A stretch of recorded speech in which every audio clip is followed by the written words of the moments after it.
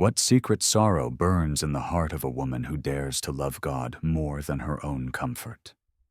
Good evening, dear listener. Wherever you are, perhaps wrapped in a blanket or beside a soft lamp, thank you for joining me. Settle in and subscribe before we begin. This is the story of Teresa of Ávila, the Spanish nun whose restless spirit turned suffering into sanctity, whose visions defied reason, and whose fierce love reformed a church grown drowsy in the comfort she could no longer bear. The streets of Avila in the spring of 1515 were narrow, sun-washed, and quiet, wrapped by a wall that had guarded the city for centuries. It was in this walled world that a child was born, Teresa de Cepeda y Ahumada, into a household of piety and privilege, yet also of longing. Her father, Alonso, was a man of discipline and letters, known for reading the scriptures aloud to his children each night by candlelight. Her mother, Beatrice, loved the gentler beauty of the saints' stories, filling her daughter's imagination with dreams of heaven and courage.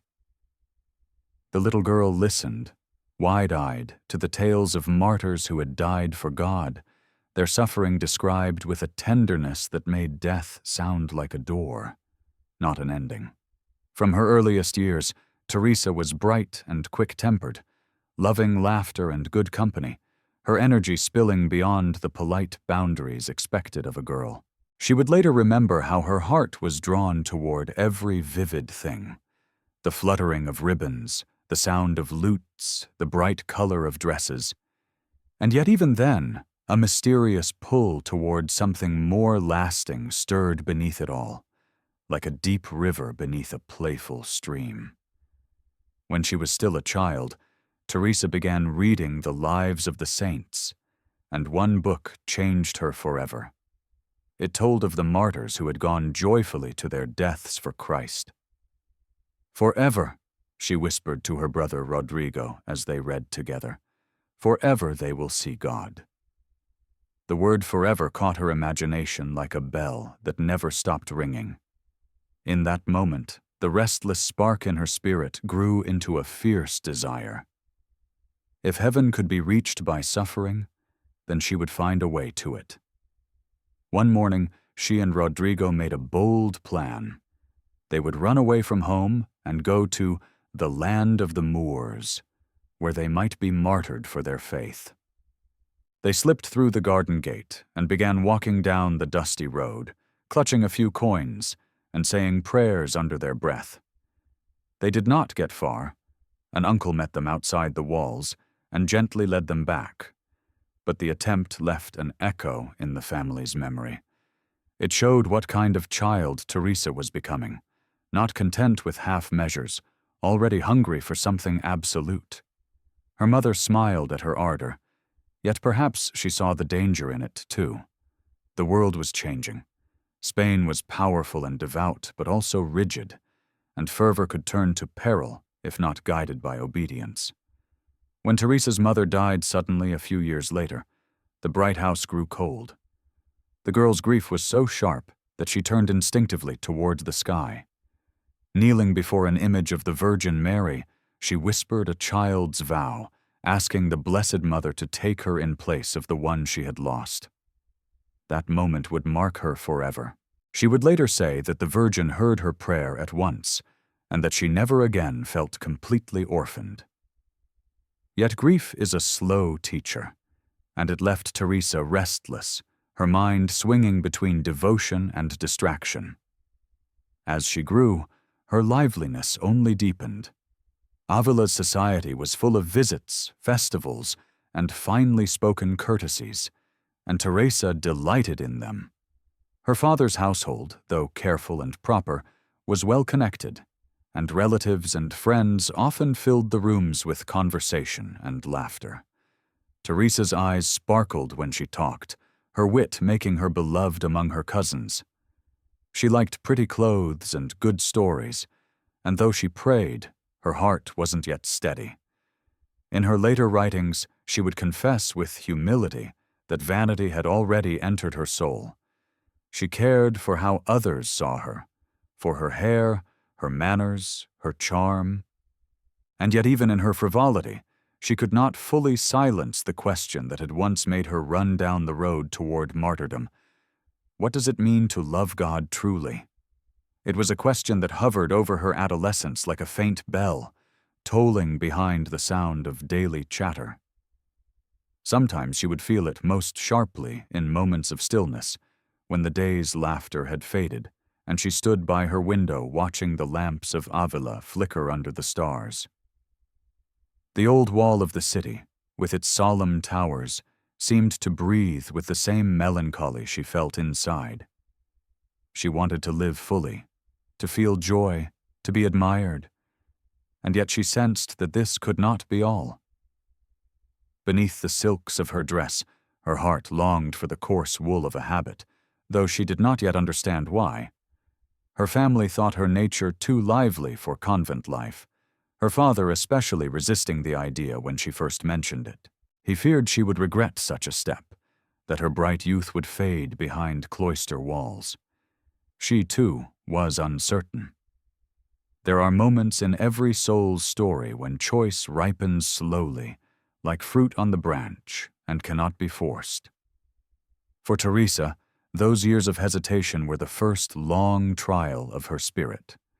She lived among comforts, yet felt their weight as if they were chains. She delighted in conversation, yet sometimes, after the laughter ended, she would find herself inexplicably in tears. She wrote later that it was as though God had placed a secret wound in her heart, not to harm her, but to remind her that she was made for more than pleasure.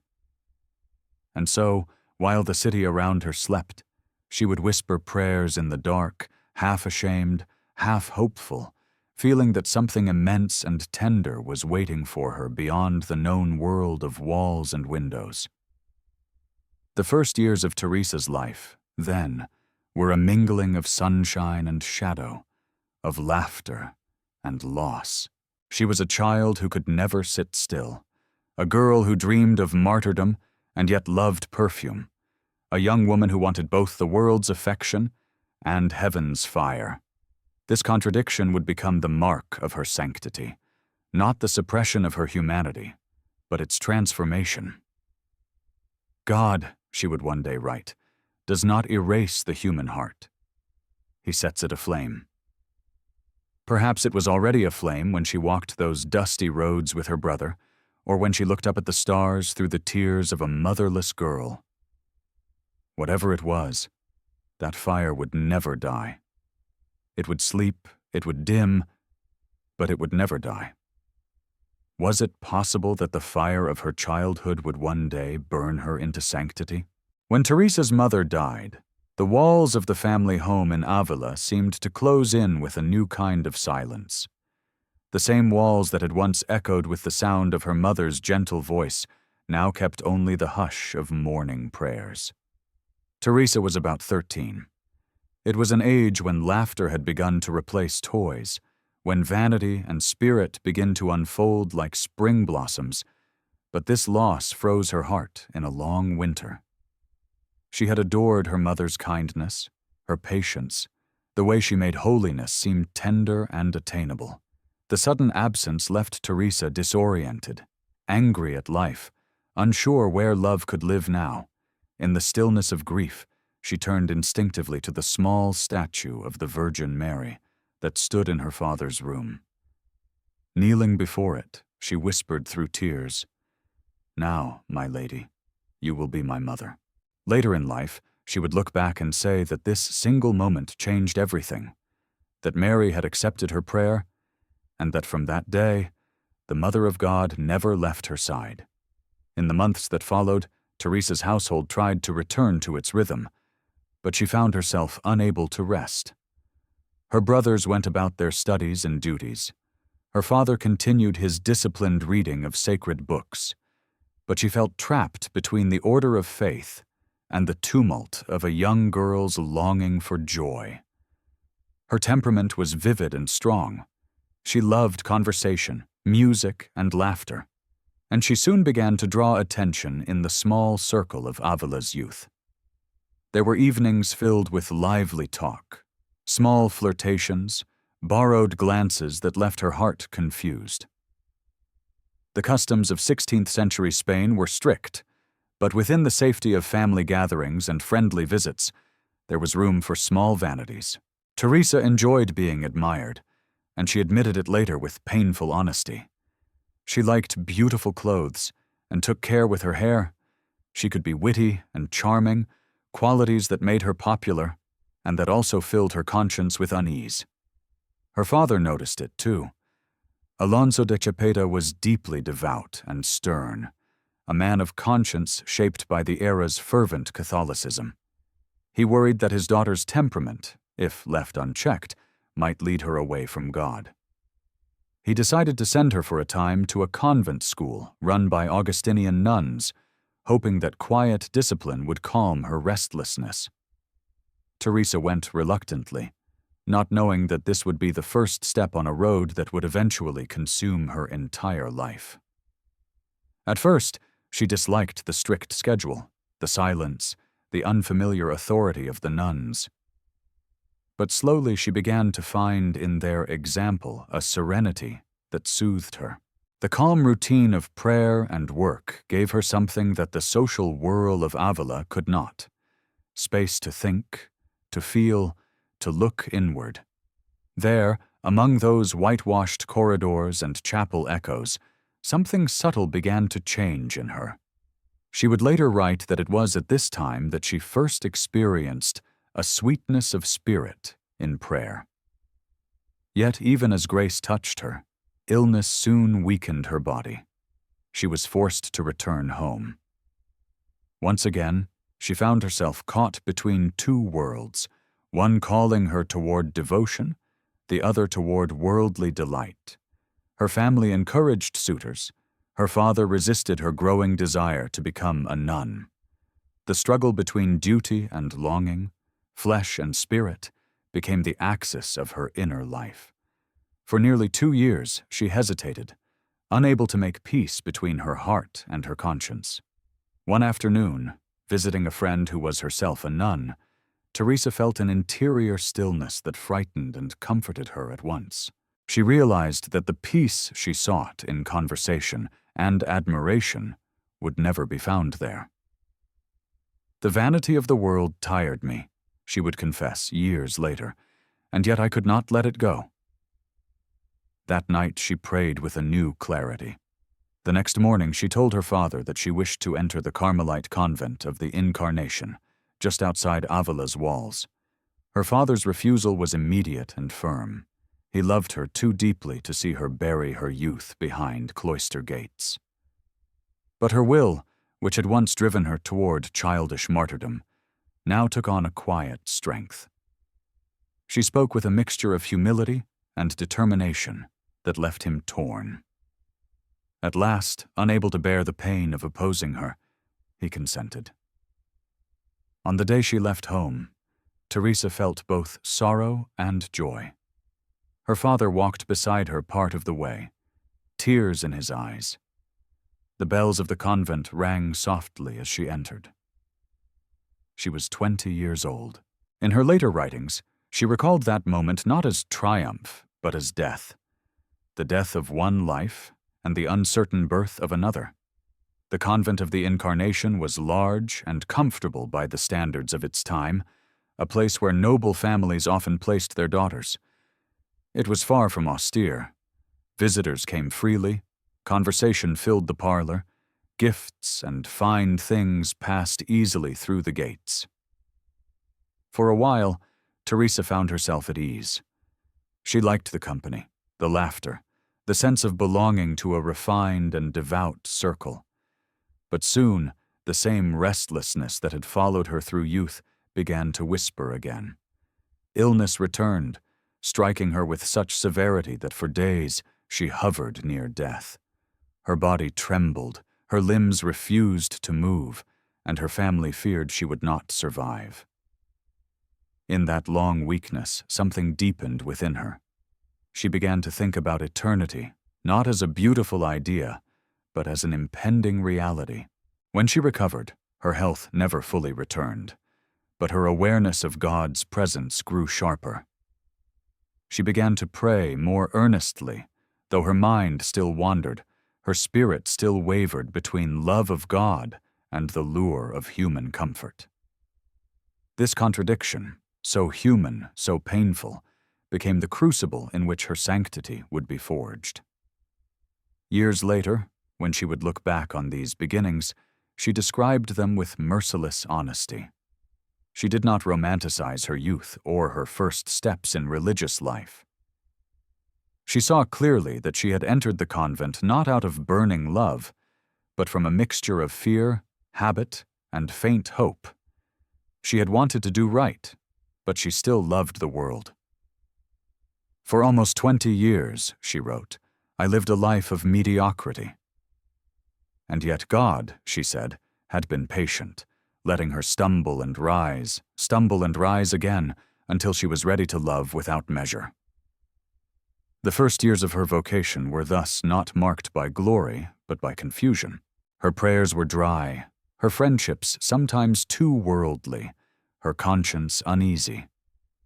She would later call this her time of sleep, when the soul rests under the shadow of its own comfort. It would take another 20 years, a vision of Christ, and the shock of seeing what she truly was, before she would wake into the full blaze of holiness. For now she was simply a young woman in a convent, caught between heaven and earth, praying imperfectly, laughing with friends, trying to be good, yet fearing that she was only pretending. She had given her body to the habit, but not yet her heart. And yet, even in this confusion, God was near, watching, waiting for the hour when her soul would at last consent to be set on fire. The path to sanctity often begins with hesitation. Perhaps, for Teresa, that hesitation was grace itself, a gentle delay, allowing her to know the weakness of her own heart before she would surrender it completely. For she would one day discover that holiness is not the perfection of the pure, but the perseverance of the forgiven. Even the most rebellious heart, if it keeps yearning toward the light, will one day find it. Even zeal must sleep for a time before God wakes it again. The years that followed were years of stillness on the outside and deep unease within. Teresa remained in the Carmelite convent of the Incarnation, surrounded by dozens of other nuns, each with her own rhythm of prayer, conversation, and daily duty. The convent was large, almost like a small village. It housed women of noble birth who brought with them servants, comforts, and a certain social ease. The rules were gentle, the hours of silence few. There were visits from family and friends, and the parlor was often filled with polite laughter and the pleasant talk of Avila's upper class.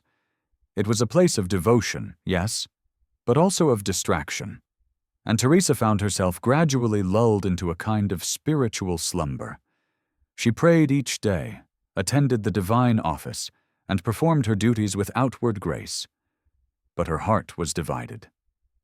She loved God sincerely, yet she feared giving him everything. She often confessed, but her confessions were hollow.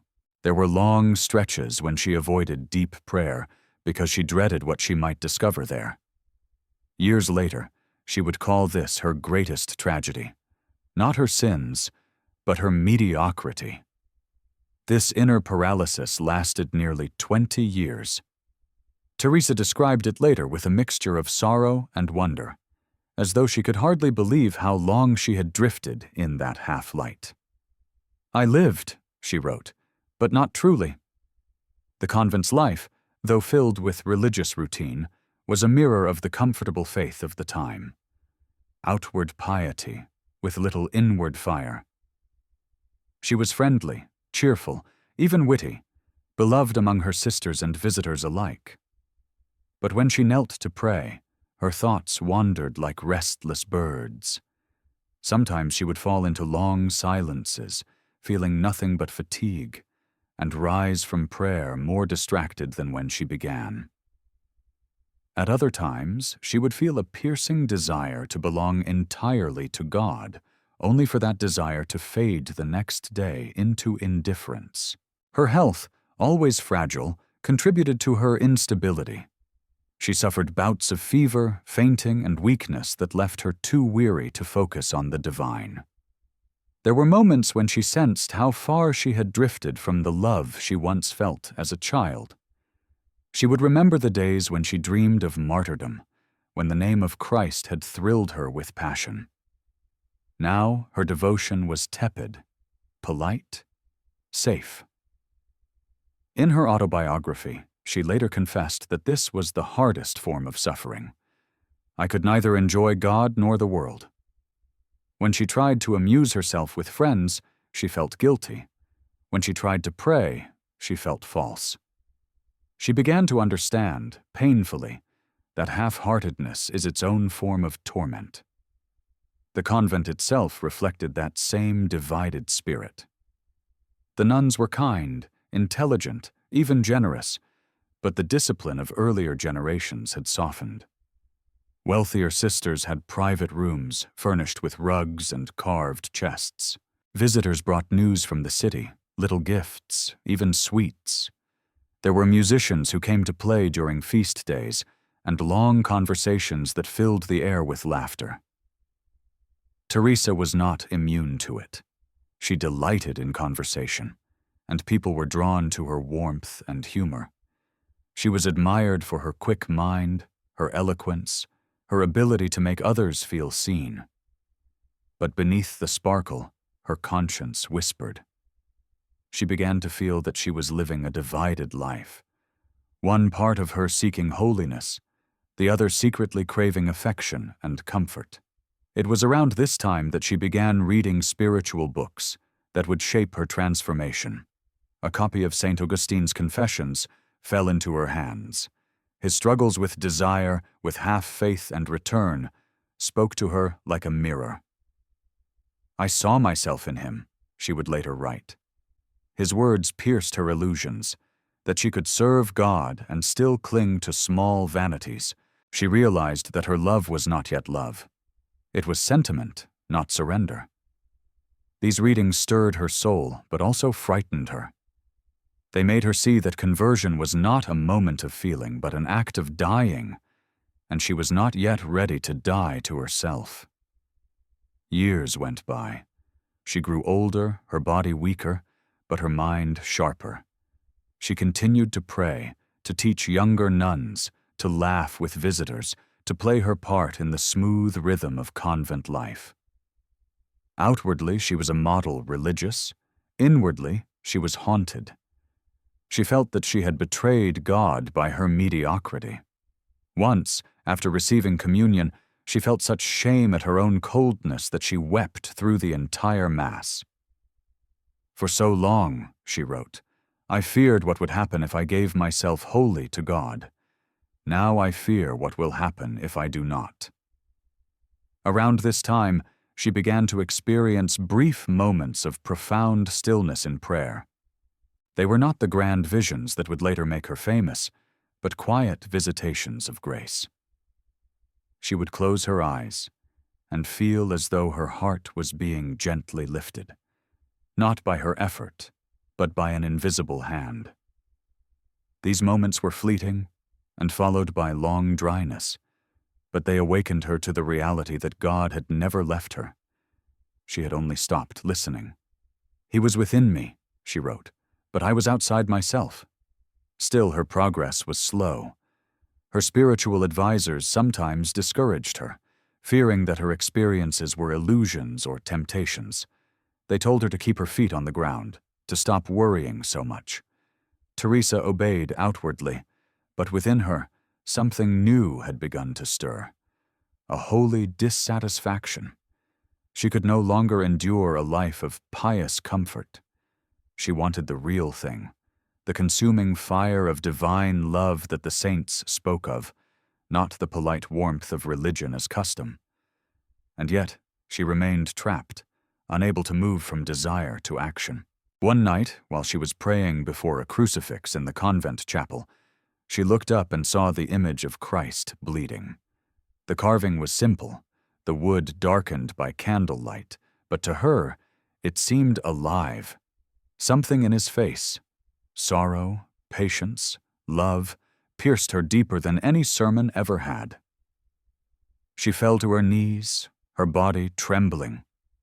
In that moment, she realized with dreadful clarity that for all her outward piety, she had been betraying him through indifference. She saw her life as a long chain of compromises, each small and reasonable, yet together forming a wall between herself and the God she claimed to love. She began to cry, at first softly, then uncontrollably. Those tears, she said later, were her second baptism. From that day on, something in her changed. Her prayer grew deeper, her confessions more honest. She began to speak of God not as a distant king, but as a friend, a companion, a beloved.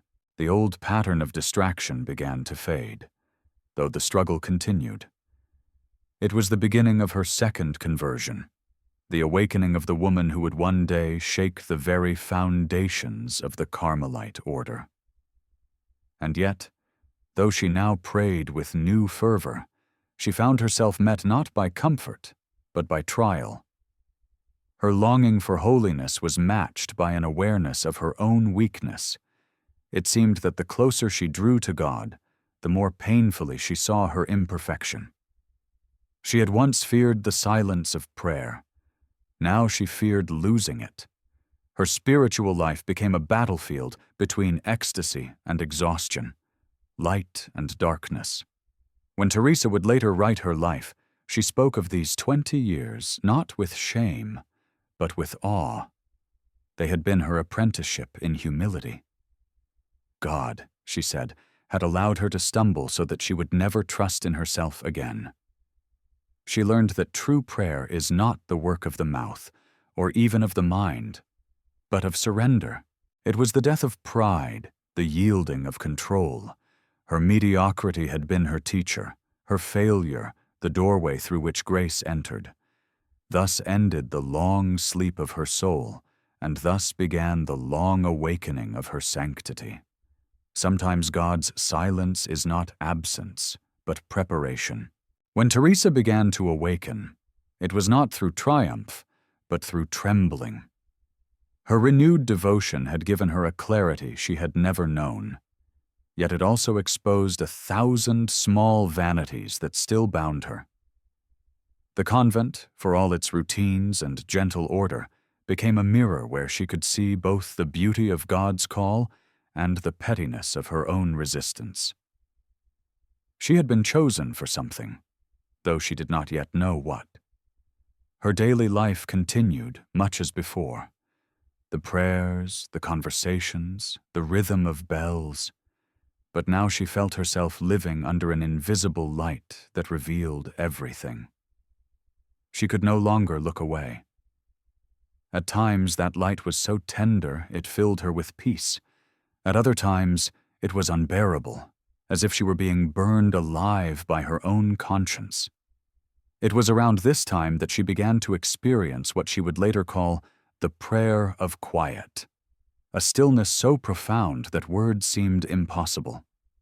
She would go to the chapel and kneel before the tabernacle, intending to recite familiar prayers, and suddenly her thoughts would dissolve into a silence not of emptiness, but of presence.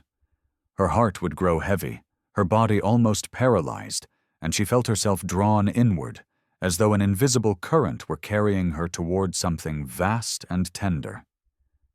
Sometimes the experience lasted only a few moments, sometimes longer, but it always left her changed. She felt refreshed and emptied, as though she had been bathed in a hidden river. Yet with this gift came fear. Was it truly God, or a deception of her imagination? The priests she confessed to could not agree. Some encouraged her. Others warned her sternly that such experiences could be traps of pride. The Spain of Teresa's time was a land shadowed by the Inquisition. Mystical experiences, especially in women, were viewed with suspicion. False mystics had been condemned before her. To speak too freely of visions was to invite scrutiny or worse. Teresa, aware of this, tried to hide her experiences, confiding them only to a few trusted confessors. But the secrecy only intensified her inner struggle. Her soul, once sleepy, was now fully awake and restless. She longed for purity, for a life stripped of distraction, a return to the simplicity she had once imagined when she first entered the convent. But the incarnation was no place for such austerity. The sisters there, though kind, preferred a gentler path, one that allowed conversation, comfort, and visits. They saw no harm in it. Teresa began to realize that what had once seemed a refuge had become a prison of complacency. One evening, during prayer, she saw, whether in vision or imagination she could not say, a place filled with light, but at its center, a pit of darkness. She felt herself pushed toward it, as though shown where her own mediocrity would lead if she continued to serve both God and comfort. The terror of that moment never left her. It was not the fire of hell she feared, but the thought of living forever without love. She resolved that she would change. She would live as if her vows truly meant everything. It was the beginning of the reforming fire that would one day spread across Spain, though she could not yet see how. Her first act of rebellion was inward. She began to pray with discipline, regardless of dryness or distraction. She confessed more frequently, no longer hiding behind excuses. She gave up small luxuries that others found harmless, fabrics, letters, idle talk, because they stole her time and attention from God. Her sisters noticed the change. Some admired her, others found her behavior exaggerated, even prideful. The convent was a close community, and any difference was quickly judged. Teresa did not defend herself. She said little, preferring the company of her thoughts. It was during this time that her mystical experiences deepened, and one of the most vivid of her life would follow. One night, while she prayed alone in her cell, she saw, again, she said, not with her eyes but within her soul, a vision of hell. She described it later in precise, terrible detail, a narrow place, suffocating, filled with filth and a fire that did not consume, but tortured. She felt herself there for a moment, enclosed, choking, and then she was pulled back into her body with a cry.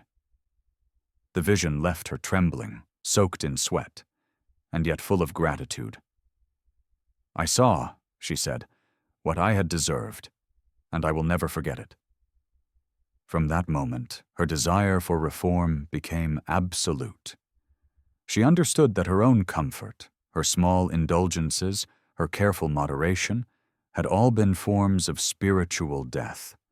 Her heart, once divided, was now fixed. Still, she faced the impossible question: how to live differently within a convent that did not want to change. Her confessor at the time, a holy priest named Father Avila, encouraged her to consider founding a smaller, stricter house, one that would return to the original poverty and solitude of the Carmelite rule. The idea terrified her.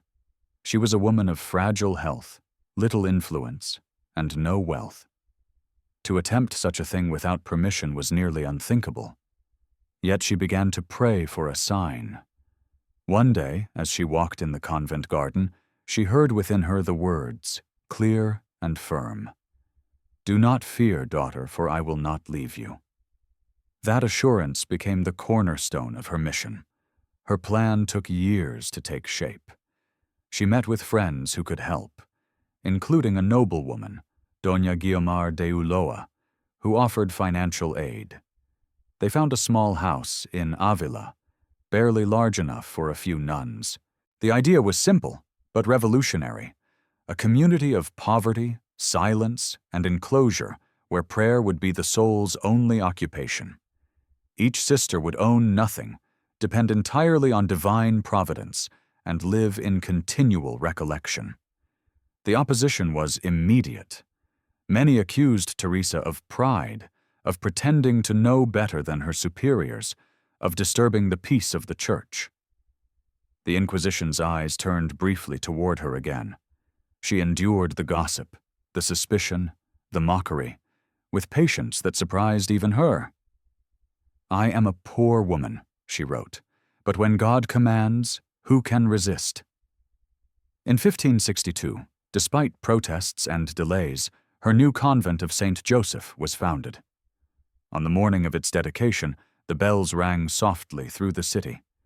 Inside the little house, Teresa and a handful of companions knelt before the tabernacle in silence. The walls were bare, the floor simple, the air cold. Yet in that poverty, she felt rich. "I saw," she wrote, "that the Lord himself walked among us." This was not rebellion for its own sake. It was a return, a reclamation of what had been lost. She had not come to destroy the old order, but to remind it of its first love. Her reform, however, was far from over. Many within the broader Carmelite Order viewed her foundation as dangerous. The idea of stricter observance threatened their comfort and reputation. She was summoned, questioned, and reprimanded. Some priests dismissed her visions as hysterical fancies. Others called her possessed. Yet she continued, traveling from city to city, founding new convents, guiding souls, enduring illness and fatigue with serenity. The very traits that once made her restless, her energy, her stubbornness, her need for truth, were now transformed into instruments of grace. Her secret had been her mediocrity, her 20 years of spiritual sleep. That was the cross she carried, the humiliation that made her holiness believable. It was not perfection that had saved her, but the acceptance of imperfection as the place where God works most deeply. "The Lord knows who we are," she would write later, "and loves us not in spite of our weakness, but through it." When she walked through the streets of Avila, people sometimes turned to watch the small, pale nun whose eyes shone with quiet fire. Some whispered admiration, others mocked. She smiled at both, her feet sore, her heart at peace. She knew now that sanctity was not a crown, but a wound that never quite heals. And through that wound, light entered the world. What she saw could not be unseen, and so she began her rebellion. The years that followed the founding of St. Joseph's were years of both triumph and deep weariness. The small convent stood humbly on a quiet street of Avila, its walls rough, its chapel scarcely large enough to hold the few sisters who gathered there for prayer. To outsiders it seemed almost pitiful. A handful of women living in silence, without servants, living from alms, their habits coarse and patched. Yet within those narrow rooms burned a joy that the world could not measure. Teresa would later say that the first months at St. Joseph's were the happiest of her life. There was poverty, yes, and hunger sometimes, but also freedom. The freedom of knowing that nothing stood between them and the God they loved. She rose before dawn with her sisters, their footsteps echoing softly across the stone floor. In the chill of morning they sang the divine office, their breath visible in the cold air, and she felt as though the angels themselves joined them. When sunlight filtered through the small window, she would sit in the cloister with her needlework, smiling to herself. Her letters from this period are full of humor.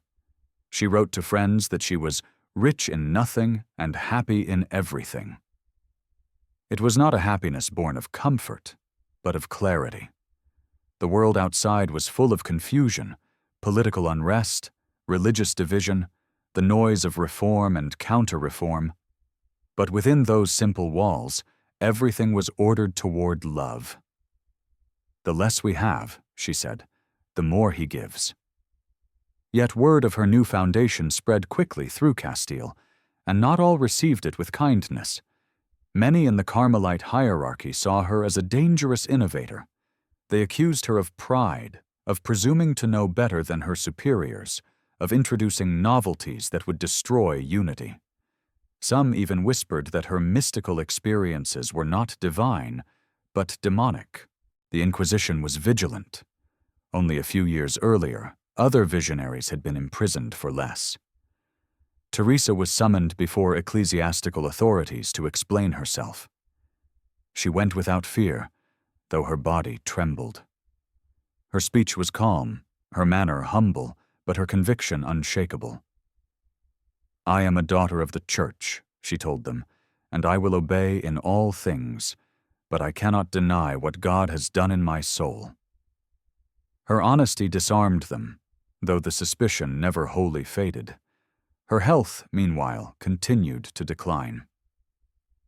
The long journeys, the fasting, the endless hours of prayer took their toll. She suffered from fevers, headaches, and paralysis that left her unable to move for days. And yet she worked tirelessly, writing letters, instructing her sisters, planning new foundations. Each time she resolved to rest, new appeals came, requests for her guidance, invitations to found convents in other cities, pleas from souls who sought her counsel. She felt herself caught between frailty and duty. Once, during prayer, she complained to God of her exhaustion. "Lord," she said, "if this is how you treat your friends, it is no wonder you have so few of them." Then she laughed, and the laughter itself seemed to restore her. She had learned that humor is another form of faith. Her most famous vision occurred during these years, a vision that has been immortalized in art and legend alike. She saw an angel beside her, radiant, holding a golden spear tipped with fire. He plunged it into her heart, withdrawing it again, leaving her consumed by a sweetness and pain so deep that she could scarcely breathe.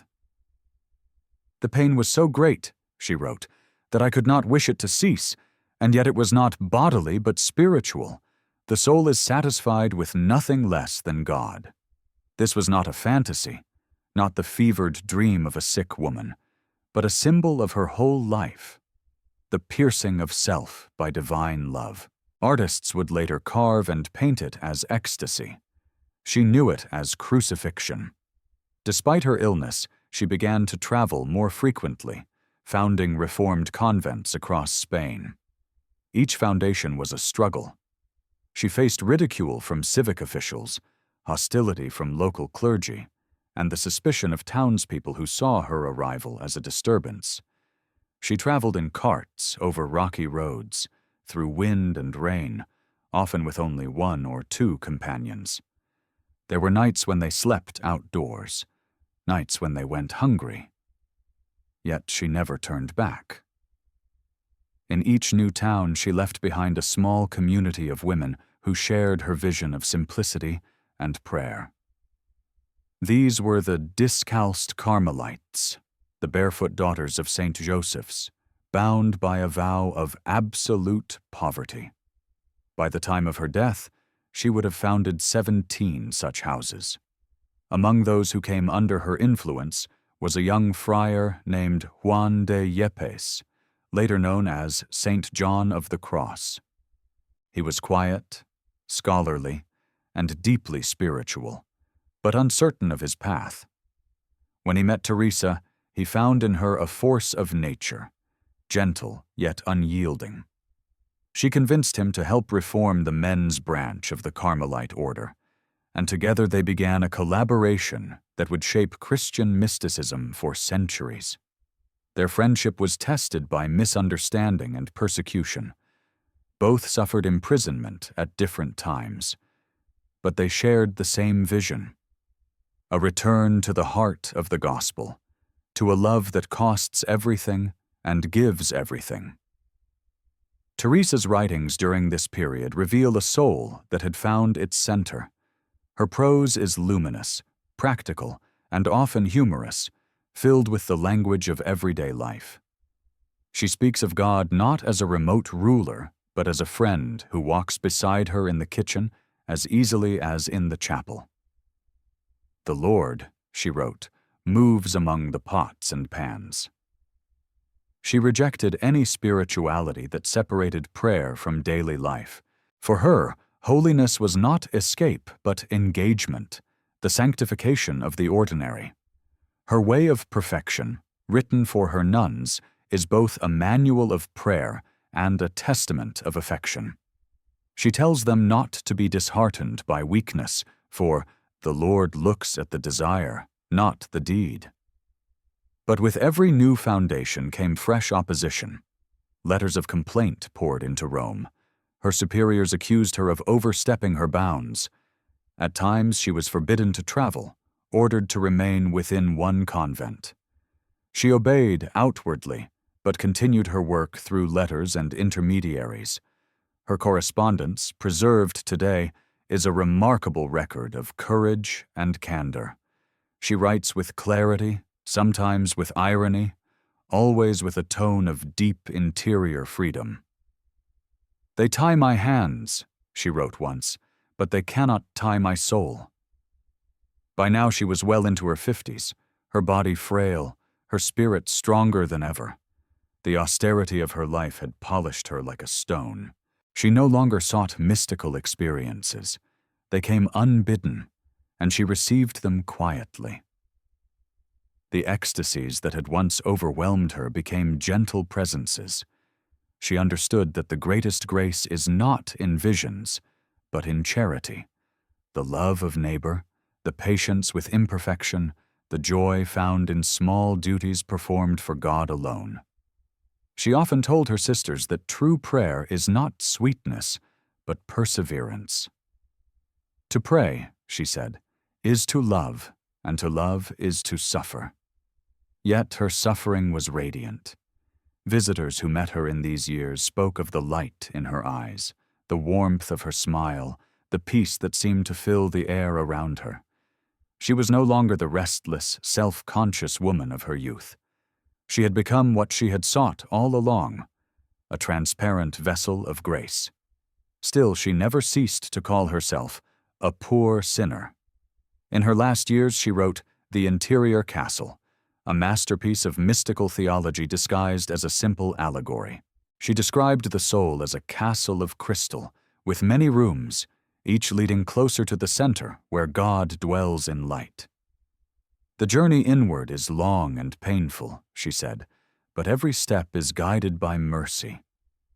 It was the story of her own life told as a parable for all souls, the passage from noise to silence, from fear to surrender, from self to God.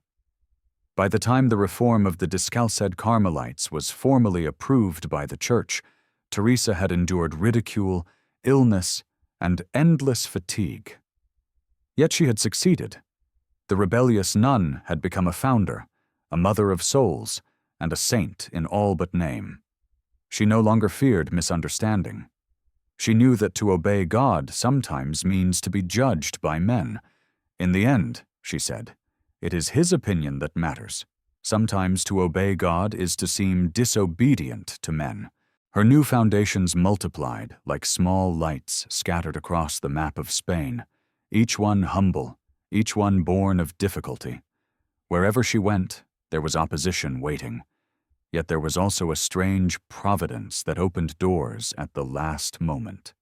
Teresa had learned to expect both. When she left Avila to establish another convent, she traveled in wagons that jolted across stony tracks, her body aching, her head wrapped in a shawl to protect against the cold. She often fell ill along the way, suffering from fevers that left her faint. Her companions worried, but she smiled through her exhaustion. "If I die on the road," she said once, "what better way to meet my Lord than in His service?" Her confidence was not pride, but trust. Every foundation followed the same pattern. Initial resistance from local officials, sudden aid from a benefactor, a last-minute miracle of permission. In Medina del Campo, they began with a bare house and a handful of planks. In Toledo, They faced fierce opposition until a sympathetic bishop intervened. In each place, the same transformation occurred. The poverty that first scandalized people soon inspired them. Teresa's communities were unlike the wealthy convents of her youth. There was no chatter, no luxury, no idle distraction, only prayer, work, and silence. She insisted that her nuns call each other sisters without titles, and that they live as equals before God. Their food was plain, their clothing rough, their lives hidden from the world. "We are," she said, "the Lord's little ones, his beggars." But even saints have moments of discouragement. There were nights when she felt abandoned, her prayer dry, her body weary.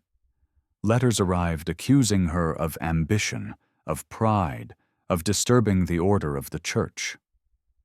One friar wrote that her visions were feminine illusions. She read the letter slowly, folded it, and placed it beneath a crucifix. "If it be so," she murmured, "may he forgive me." Yet inwardly she knew that the source of her reform was not herself. She called her work the Lord's game, and she was but a piece moved where he willed. That sense of divine companionship sustained her through years of misunderstanding. In 1567, she met a young friar named Juan de la Cruz. He was small, quiet, and deeply contemplative, a man whose eyes seemed always turned inward. He longed for solitude, for a return to the primitive Carmelite ideal, and when Teresa spoke to him of her vision for reform, he understood at once. Together they planned the foundation of a reformed monastery for men, the first of its kind. Their collaboration was one of mutual respect and spiritual friendship. She called him "my little Seneca." Through him, the reform began to take root beyond the walls of her own convents. Yet their partnership also brought more controversy. Some of the unreformed Carmelites, fearful of losing influence, grew hostile. John of the Cross would later be imprisoned for his fidelity to the reform, enduring months of darkness and solitude. Teresa wept when she heard of it, but took comfort in knowing that suffering was the seal of God's work. "No great thing is begun without the cross," she wrote. Her travels continued: Salamanca, Segovia, Burgos, Seville, each city with its own challenges. She was now past 50, plagued by illness, but her determination only increased. When her companions begged her to rest, she would laugh softly and say, "Daughters, we shall have all eternity to rest." On the road she prayed, composed letters, and dictated her writings to her secretaries. She wrote quickly, often between interruptions, yet her prose is clear, alive, and vivid. She wrote as she spoke, in the warm Castilian of the people, full of humor and homely metaphors. "Prayer," she once said, "is not thinking much, but loving much." It was during one of her journeys that she narrowly escaped death. Crossing the plains near Burgos, her cart overturned in a storm. Thrown to the ground, she lay half-conscious in the mud, her habit soaked. Her sisters rushed to lift her, fearing she was dead. When she opened her eyes, she whispered, "Blessed be God, who lets me suffer a little for his sake." Then, despite the bruises and fever, she insisted they continue. Her body was breaking, but her will remained a flame that no wind could extinguish. In these years, she began to write The Way of Perfection, a guide for her nuns that grew out of her conversations with them. She told them that the essence of the spiritual life was not ecstasy or visions, but charity. "If you see a sister hungry," she said, "feed her. If you see her weary, help her. The Lord walks among the pots and pans." She urged them to practice humility, to rejoice in obscurity, to speak little and love much. Her words were practical, but beneath their simplicity lay profound theology. She saw the soul's journey to God, not as flight from the world, but as the gradual transformation of love. Love that begins in small acts and ends in union with the divine. Her teaching spread far beyond the cloister. Priests, nobles, and scholars sought her counsel. They came expecting to find a visionary lost in ecstasy, and found instead a woman of intelligence and humor, who spoke of God with disarming directness. Even bishops began to seek her advice. She never flattered them. She spoke as one who had nothing to gain. "The Lord," she once told a prelate, "does not measure us by our dignity, but by our love." As her reputation grew, so did the trials. The unreformed Carmelites appealed to the authorities, accusing her of rebellion. At one point, the entire reform was threatened with dissolution. Teresa was confined to her convent, forbidden to travel or correspond. She obeyed outwardly, but continued to write, sending letters secretly through friends. "They can bind my body," she said, "but not my soul." Eventually, after much negotiation, the reform was recognized as a separate order, the Discalced Carmelites. It was a victory that had cost her years of struggle and humiliation, but she accepted it with humility. "The work is His," she wrote, "and He will sustain it." Through it all, she remained vividly human. Her letters reveal her laughter as much as her tears. She joked about her poor handwriting, about her endless travels, about her fondness for good bread and olives. "The saints," she said, "are not made by long faces." Her humor was a shield against discouragement, a sign that sanctity is not solemnity, but joy. Even her nuns sometimes found her irreverence startling. Once, seeing a sister troubled by scruples, Teresa handed her a sweet and said, "Eat, daughter. You will pray better afterward." In her final decade, she began to withdraw inwardly. Her mystical experiences became quieter, her prayer more simple. The ecstasies that had once lifted her from the ground were replaced by a calm intimacy with God. "The Lord," she wrote, "no longer comes with trumpets, but with silence."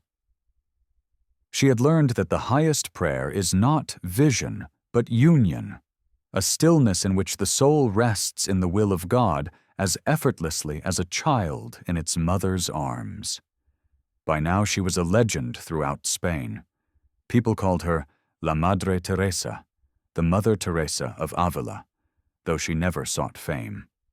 She had become, as one friar said, the most active contemplative in the world. Her body was failing, but her mind remained clear. Her last letters speak of gratitude, not regret. She had seen her reform accepted, her communities thriving, her writings copied and read. Yet she claimed no merit. "I am only," she wrote, "a poor woman who tried to do her duty." When she looked back on her life, she saw a pattern of grace woven through weakness, laughter through tears. She knew that she had not been perfect, but she also knew that perfection was not the goal.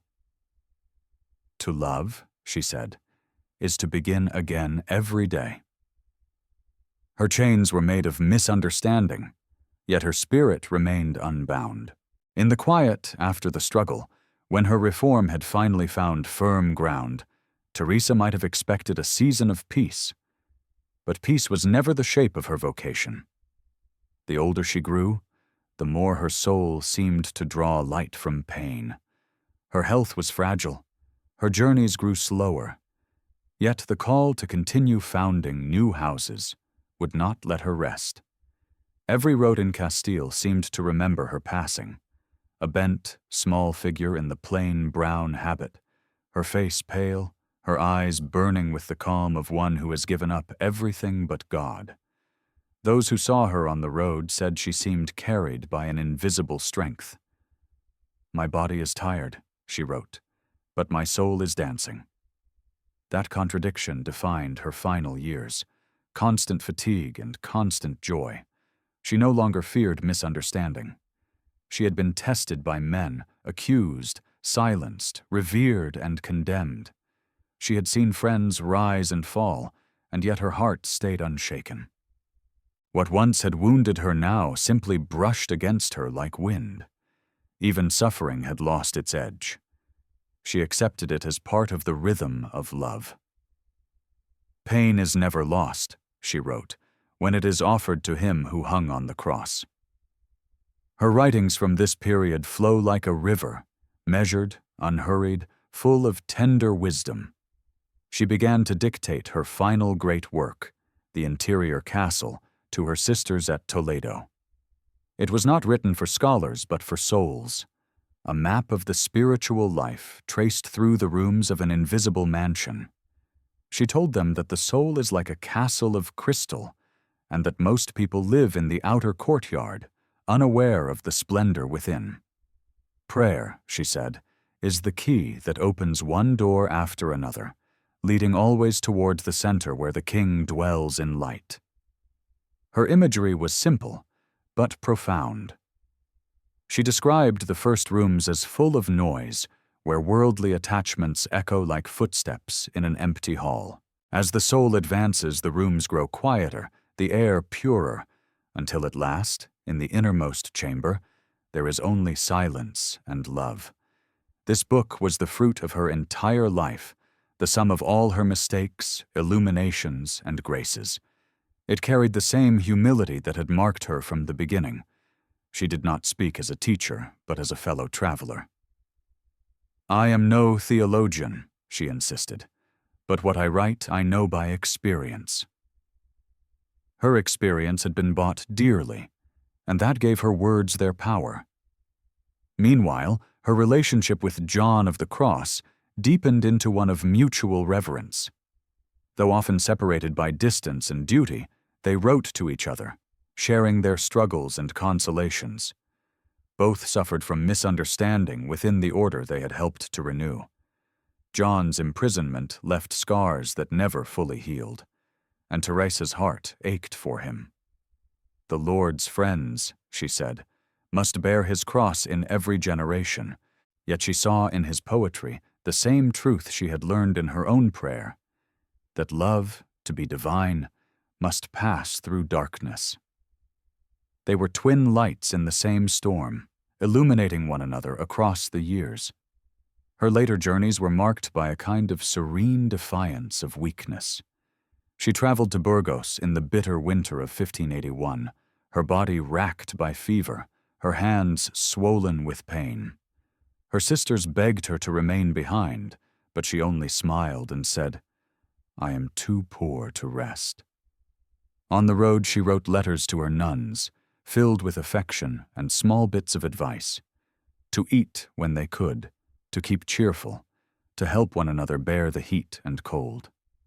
She worried about the details of their daily lives, the bread, the repairs to their chapels, the illnesses among them, because to her, holiness was always woven into the ordinary. She saw no division between heaven and earth. They were two halves of one tapestry. In these last years, Teresa's prayer became almost wordless. She no longer sought visions or ecstasies. When they came, she accepted them quietly, but her delight was in the simple presence of God, whom she now called His Majesty. Sometimes she would sit in her cell for hours, her hands folded, her eyes half closed, whispering only, "Let nothing disturb you. God alone suffices." That phrase would later become her most famous line, the distillation of all her struggles. To those who came to visit her expecting to hear secrets of mystical rapture, she would speak instead of patience, forgiveness, and joy. "If you would find God," she told one visitor, "look for him in your heart, and do not be afraid of the silence there." The church had begun to recognize her greatness, though she remained wary of honor. Bishops and nobles visited her convents, asking her blessing. Scholars copied her books. Her writings circulated across Spain, inspiring priests and laity alike. Yet the praise embarrassed her. "If they knew me," she said, "they would burn my books and me with them." The humility was not feigned. She never forgot the 20 years of mediocrity that had preceded her conversion. They remained her hidden wound, her reminder that grace is pure gift. In 1582, at the age of 67, Teresa set out on what would be her final journey. The new convent at Alba de Tormes required her presence, and despite her failing strength, she insisted on going. The journey was long and rough, and she fell ill along the way. Her companions begged her to turn back to Avila, but she only smiled. "Forward, daughters," she said. "It is time to go home." When they reached Alba, she could scarcely stand. The nuns carried her inside, laid her on a small bed in the infirmary, and gathered around her. She asked for the Eucharist and received it with a radiant calm. "My lord," she whispered, "it is time to meet you." Those were her last clear words. Through the night, she drifted in and out of consciousness, her lips moving in silent prayer. As dawn approached, she opened her eyes once more and said, "I am a daughter of the Church." Then, with a faint sigh, she was gone. The sisters who were with her said that a fragrance of roses filled the room. Outside, the bells of Alba tolled softly. Word of her death spread quickly across Spain, and people wept as if they had lost a friend. She had left behind 17 convents, hundreds of letters and books that would feed the faith of generations. Her body, they discovered, remained incorrupt long after her death, a sign that only deepened her legend. But the greater miracle was invisible, the renewal of hearts she had sparked, the example of courage and tenderness that had become her true legacy. She had once feared the Inquisition's judgment. Now the Church itself would one day proclaim her a doctor, a teacher of souls. Yet even in glory she remained human, close to the soil from which she had risen. Her writings end not with triumph, but with gratitude. "Blessed be he who brought me out of myself and taught me to love." For all her visions and ecstasies, her holiness was rooted in the simplest truth, that to love God is to love fully, wherever one stands, in joy or fatigue, in laughter or in pain. The light she had kindled in the convent of St. Joseph's now burned across centuries, a reminder that reform begins not in decrees or systems, but in hearts willing to be broken open by grace.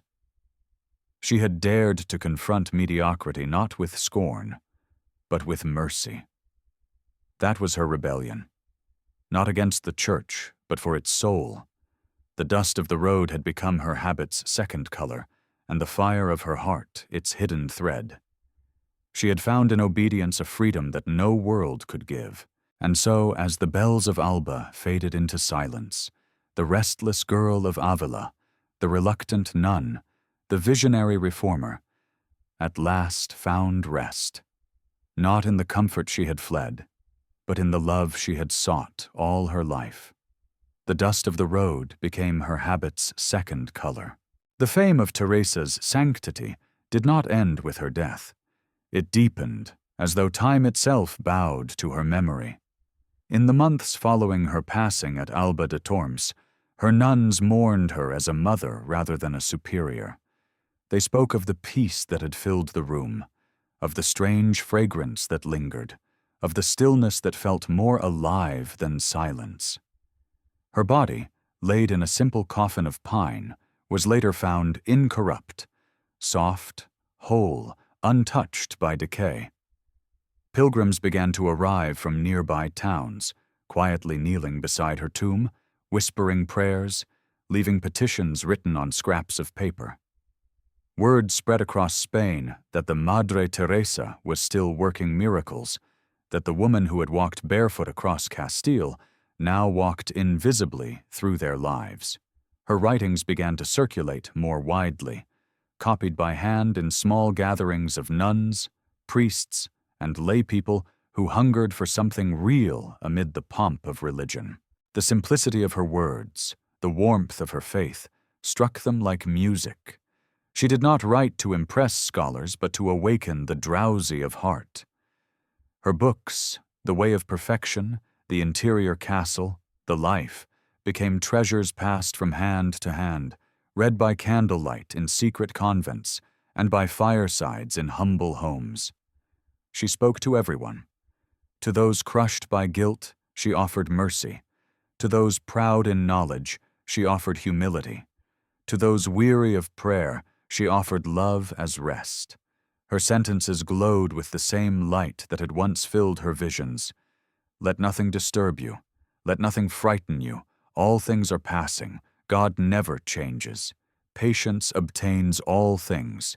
He who has God lacks nothing. Outside Spain, the reform she had kindled began to spread. Her disciples carried the discalced Carmelite spirit into Italy, France, and the Low Countries. They carried with them her small rule, poverty, silence, prayer, and the rhythm of her wisdom. The Church, still cautious, hesitated to canonize her quickly. The Inquisition still examined her writings, wary of mystical excess. But time softened suspicion. The testimonies of her sisters and confessors were gathered, recounting her humility, her charity, her humor. They spoke of her obedience, her wit, her ability to laugh even when scolded. One of her confessors said, "She was never more obedient than when she was misunderstood." Such witness broke through the last shadows of doubt. In 1622, 40 years after her death, Teresa of Ávila was declared a saint by Pope Gregory XV, canonized on the same day as Ignatius of Loyola, Francis Xavier, Isidore the Farmer, and Philip Neri, souls as restless for God as she had been. But canonization did not end her work. Her influence grew in a quiet, unstoppable way. In Spain's Golden Age, poets and painters turned to her for inspiration. Artists painted her ecstasy not as delirium, but as surrender. Her transverberation became a symbol of divine intimacy that transcended pain. Bernini's marble sculpture in Rome captured the moment with breathtaking delicacy. The angel, the arrow, the half-closed eyes, not as sensuality but as the soul pierced by love. Scholars debated her theology. Mystics studied her path. Ordinary believers found in her a companion for their own halting prayers. She was no remote icon, but a sister of the heart, teaching that holiness does not require perfection, only fidelity. Her words on prayer reshaped Christian spirituality. She taught that prayer is not an escape from life, but its truest center. When we pray, she wrote, we enter within ourselves to find the Lord who dwells there.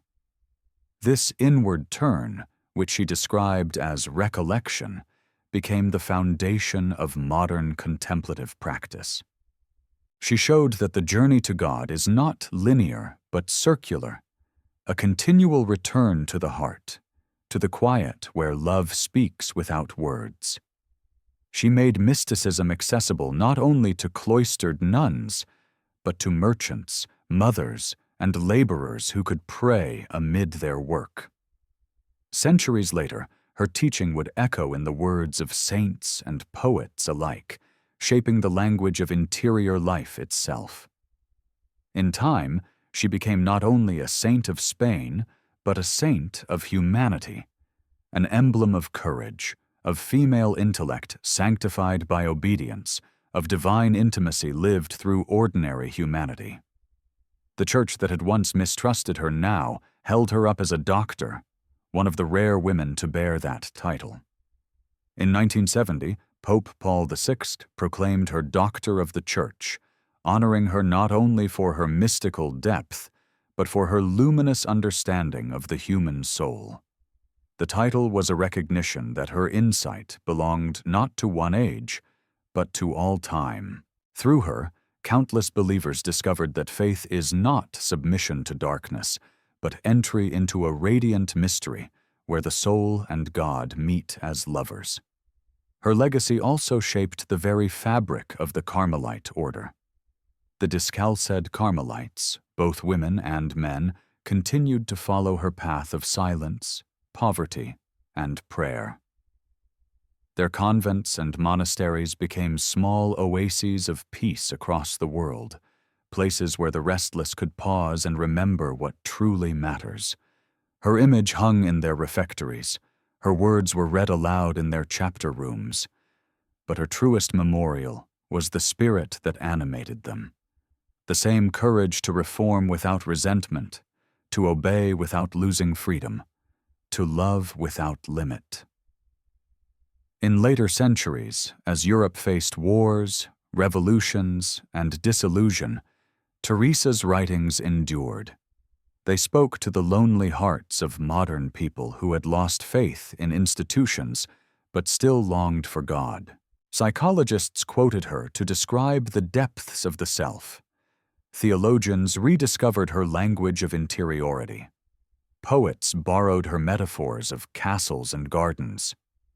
In the 20th century, writers as diverse as Edith Stein, Thomas Merton, and even secular philosophers drew strength from her clarity. She became, paradoxically, a guide for both believers and seekers, her voice crossing boundaries she could never have imagined. Yet beneath the grandeur of her influence, the essence of her story remained simple. She had been a woman of contradictions, impulsive yet patient, witty yet contemplative, strong-willed yet obedient. Her sanctity had not erased those contradictions, but harmonized them. The girl who once fled to die among the Moors had grown into a woman who found martyrdom not in blood, but in love. The nun who once wept for her mediocrity became the reformer who set the world aflame with her passion for God. Her rebellion had not been against authority, but against the numbness of spirit that lets love grow cold. To read her today is to meet a soul still alive, still burning. Her voice, warm and direct, crosses the centuries. Let us strive to do the little we can. If we do that, the Lord will do the rest. It is advice for anyone who has ever felt unworthy, distracted, or small. Teresa's greatness lay precisely in her littleness, in the humility that made her trust grace more than effort. She did not climb to heaven by strength. She was lifted by mercy. And that, perhaps, is why her story still heals the hearts of those who listen. Each year, on her feast day, the Carmelite nuns sing the same hymn that once echoed in her cloisters. They sing of a fire that consumes but does not destroy, of a heart that rests only in its maker. The world outside may change, but within those walls her spirit remains, serene and steadfast. Travelers who visit Avila still walk the narrow streets where she was born, still see the old stone walls that once held her dreams. At night, when the city is quiet, it is easy to imagine her figure moving through the shadows, a lamp in her hand, whispering prayers for those who still wander between comfort and courage. And so her story ends where it began, in light and in longing, in a restless heart that found peace not by escaping the world, but by sanctifying it. Her tragic secret, the years of mediocrity she once mourned, had become her greatest gift to others. Through it, she taught that sanctity is not born from perfection, but from persistence, not from triumph, but from trust. Her chains were misunderstanding. Her victory was love. Her rebellion was obedience made radiant. Her reward was to disappear into the God she adored. The closer the soul draws to God, the fewer voices it hears. The years after her death were filled with stories that blurred the boundary between heaven and earth. In the small convents she had founded, sisters spoke of her as though she had never left. They would say they felt her presence walking quietly through the corridors at night, that she would sometimes touch a shoulder or whisper a word of comfort during prayer. In Alba de Tormes, Where her body rested, pilgrims came by the hundreds. They knelt at her tomb, leaving small tokens, a ribbon, a rosary, a written plea folded into a square. Farmers from the countryside came to thank her for rain after drought. Mothers brought their children to her, praying for protection. The church took note. Officials opened her coffin more than once to examine her body, and each time they found it whole and fragrant. The scent of roses, they wrote, seemed to fill the air no matter how many years had passed. Some said it was the perfume of paradise itself. But even miracles did not fully capture the mystery of Teresa. What endured most powerfully was not the marvel of her incorrupt body, but the incorruption of her teaching. The interior castle continued to be copied and read in secret, long before the church formally approved it. Within its pages, souls found both challenge and consolation. Teresa had not promised visions or ecstasies. She had promised God Himself, found in the silence of prayer. Her voice was neither austere nor sentimental. It was practical, intimate, and deeply human. She wrote as one who knew weakness, who understood the labor of faith. "We are not angels," she reminded her readers. "We have bodies. We must eat and sleep. The Lord walks among the pots and pans." For generations of believers, those simple words became a bridge between heaven and the kitchen table. The reform she had begun within the Carmelite Order became a lasting current within the church. Her disciples, both women and men, continued to found new houses across Spain and beyond, following her rule of poverty and recollection.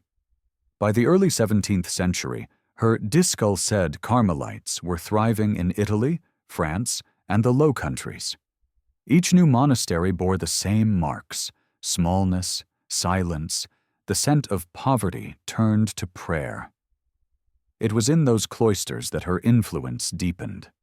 She had taught that sanctity is not isolation, but interior spaciousness, the soul expanding in love until it contains the world. Her daughters and sons carried that vision across continents, transforming her personal experience into a universal path. Meanwhile, scholars began to take her writings seriously. At first, some dismissed her as a pious visionary with little education, but others saw in her a genius of spiritual psychology. Her analysis of the inner life, the ways in which the human will, memory, and imagination interact with grace, was as precise as it was lyrical. In time, philosophers would read her as one of the earliest voices to describe the depths of consciousness from within faith. What modern psychology would call the subconscious, she had already named the inner chambers of the soul. She saw clearly that the human heart is a landscape both perilous and beautiful, where God works through longing, fear, and surrender. Her insights spoke as deeply to the intellect as to devotion, a union of reason and mysticism that few in any age have achieved. Her canonization in 1622 only increased this reverence. The day of the ceremony in Rome, pilgrims thronged the streets, singing Spanish hymns and waving banners painted with her image. The Pope himself spoke of her as a woman who renewed the heart of the Church. Yet what touched the people most was not the solemnity of the ritual, but the simplicity of her story. The lively girl who became a holy reformer, the woman who learned through failure to love without fear. In the years that followed, poets invoked her name alongside those of the great mystics. John of the Cross, her companion in reform, was canonized not long after, and together they became the twin stars of Carmelite spirituality, two halves of one flame. The centuries turned, empires rose and fell, yet Teresa's voice did not fade. Her life was translated into dozens of languages. Monks in the Himalayas and missionaries in the Americas read her words for strength. Even those outside the Catholic faith found in her a mirror of their own longing. Her humanity drew them. Her humor, her candor, her refusal to pretend. She wrote not for angels, but for people who stumble.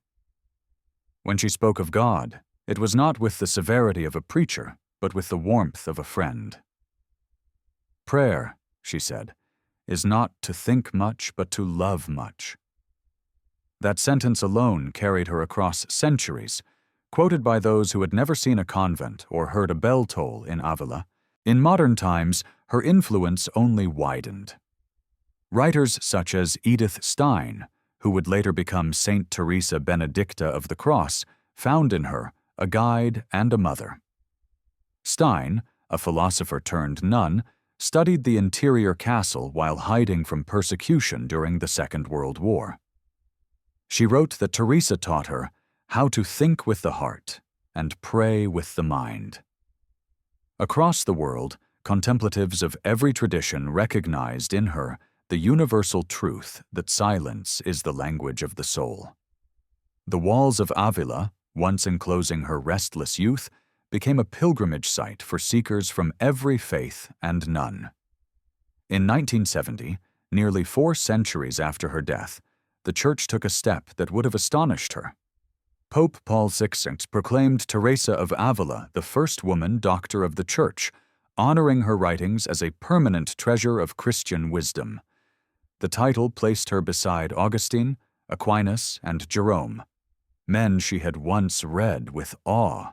For a woman who had often been told to keep silent, the recognition was both ironic and just. "What does it mean," she might have said with her quick humor, "that a poor woman with a pen has been called a doctor?"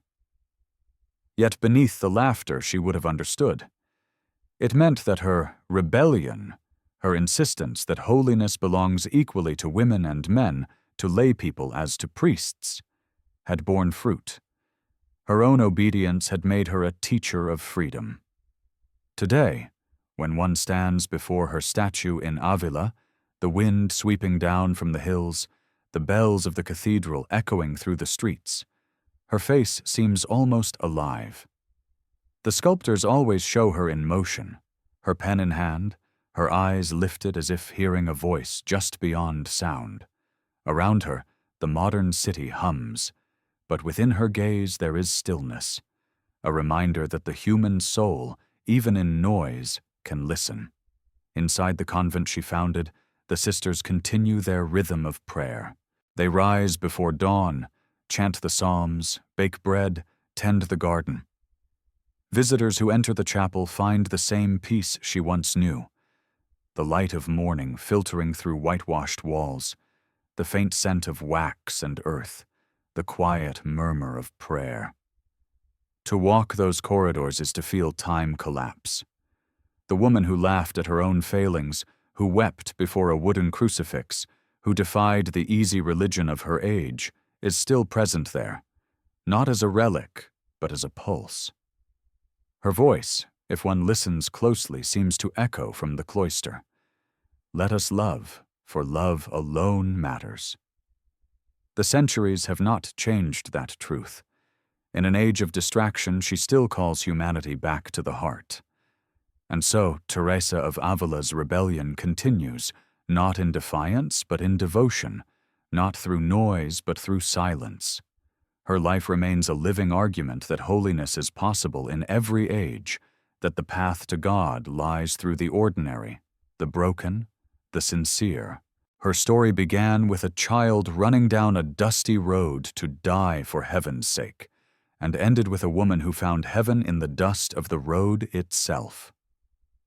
The body weakens, but the soul learns to walk without it. The night Teresa left this world, the sky over Alba de Tormes was strangely still. The wind, which had battered the small convent for days, suddenly fell silent, and the moon shone through a break in the clouds like a candle lit in a darkened room. The sisters who kept vigil beside her bed later said that the silence felt almost holy, as though the very air had paused to listen. When she breathed her last, they did not weep at first. They simply knelt. One of them whispered, "She has gone to the bridegroom." They closed her eyes, folded her hands, and covered her face with her worn brown veil. Outside, the bell began to toll, slow and deep. Its sound spread through the empty streets, echoing across the fields where she had once walked. At dawn, the sisters gathered to wash and prepare her body. They expected to find her wasted by illness, her skin pale and rigid. Instead, they found her warm to the touch, her face serene, the faintest hint of a smile on her lips. When they lifted her onto the bier, a fragrance like jasmine and roses filled the air. None could say where it came from. It was not from any flower in the room. It came, they said, from her itself. It clung to their hands, to the sheets, to the very walls. The scent lasted for days. People came from the nearby village to see her, to touch her habit, to kneel beside her. They spoke softly, afraid to break the hush. Even those who had once mocked her reform now crossed themselves with trembling hands. They buried her in the small convent chapel, as she had requested, beneath a simple slab of stone. The grave was shallow and the earth damp, but the sisters believed that the world itself was blessed by the body it received. Months passed. Life in the convent went on. Prayer, work, silence. But her absence was everywhere. In the early mornings, some sisters swore they heard her voice during the office, a faint echo that mingled with their chanting. Others said they felt her presence in the chapel at night, kneeling as she had always knelt, her head slightly bowed, her hands open in prayer. One novice confessed that she had seen a light move across the choir when no candle was lit. The prioress said nothing, but in her heart she believed. A year after her death, an official order came from the bishop to move her remains to Avila, her birthplace, where the faithful wished to honor her memory. The sisters, weeping, obeyed. When the coffin was opened, they were astonished to find her body intact, her skin fresh, her habit untouched by decay. The scent of roses filled the air again, stronger than before. Word spread through the region, and soon crowds gathered, crying out for relics. The church, cautious as ever, sent priests to examine the phenomenon. They cut into her flesh, expecting corruption. It bled. Frightened, they quickly closed the coffin, and the bishop ordered that she be reinterred in Alba. She would rest where she had died, and there she rests still. Years later, when her canonization process began, witnesses were called from across Spain. They came with their stories, of healings, of visions, of prayers answered. Some spoke of illnesses cured by touching her habit. Others told of dreams in which she appeared to them, serene and radiant, urging them to pray. The inquisitors listened carefully, noting every detail. Her writings were examined line by line, her letters scrutinized, her visions compared to Scripture. The process was slow, but her sanctity could not be denied. In 1622, when the Pope at last declared her a saint, the news was greeted in Spain with joy and relief. Bells rang in Avila, in Toledo, in Salamanca. Processions filled the streets with flowers and banners. The people shouted, "Viva Santa Teresa!" It was as though the restless girl who had once run through those streets dreaming of martyrdom had finally come home. Her canonization did not freeze her story in marble. It gave it motion. Painters and sculptors began to bring her to life in color and stone. Bernini, in Rome, carved her in white marble as she had once described herself. Pierced by the arrow of love, her face lifted in ecstasy, her body weightless. The sculpture astonished those who saw it. Some misunderstood it, calling it too sensual. Others wept at its beauty. Bernini himself said he had only tried to make visible the invisible, to show what happens when divine love wounds a human heart. In that moment, Teresa ceased to be merely Spanish. She became universal, her image adorning churches from Naples to New Spain, her words translated into tongues she had never heard. And yet, for all the grandeur of her fame, she remained close to the soil. Her writings never lost the texture of everyday life. She had known what it was to suffer, to doubt, to feel dry in prayer. That honesty kept her accessible to those who struggled. Generations of ordinary believers found in her not a saint of unreachable perfection, but a companion who understood their weariness. "I too have been weak," she told them through her pages, "but he is strong." It was this humility that preserved her relevance through centuries of change. When the world grew proud of its progress, she reminded it of simplicity. When faith became fearful, she reminded it of joy.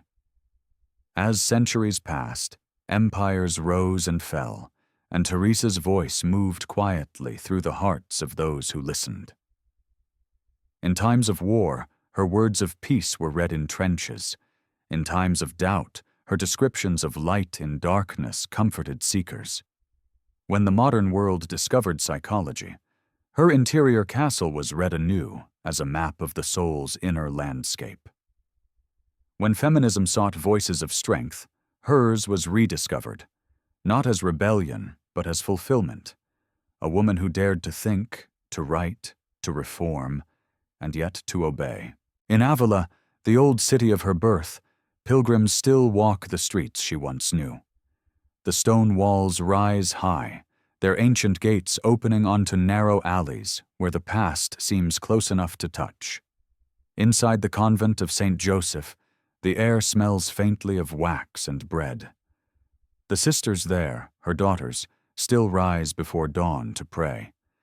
They keep her small cell as it was, the wooden desk, the crucifix, the worn rosary beads.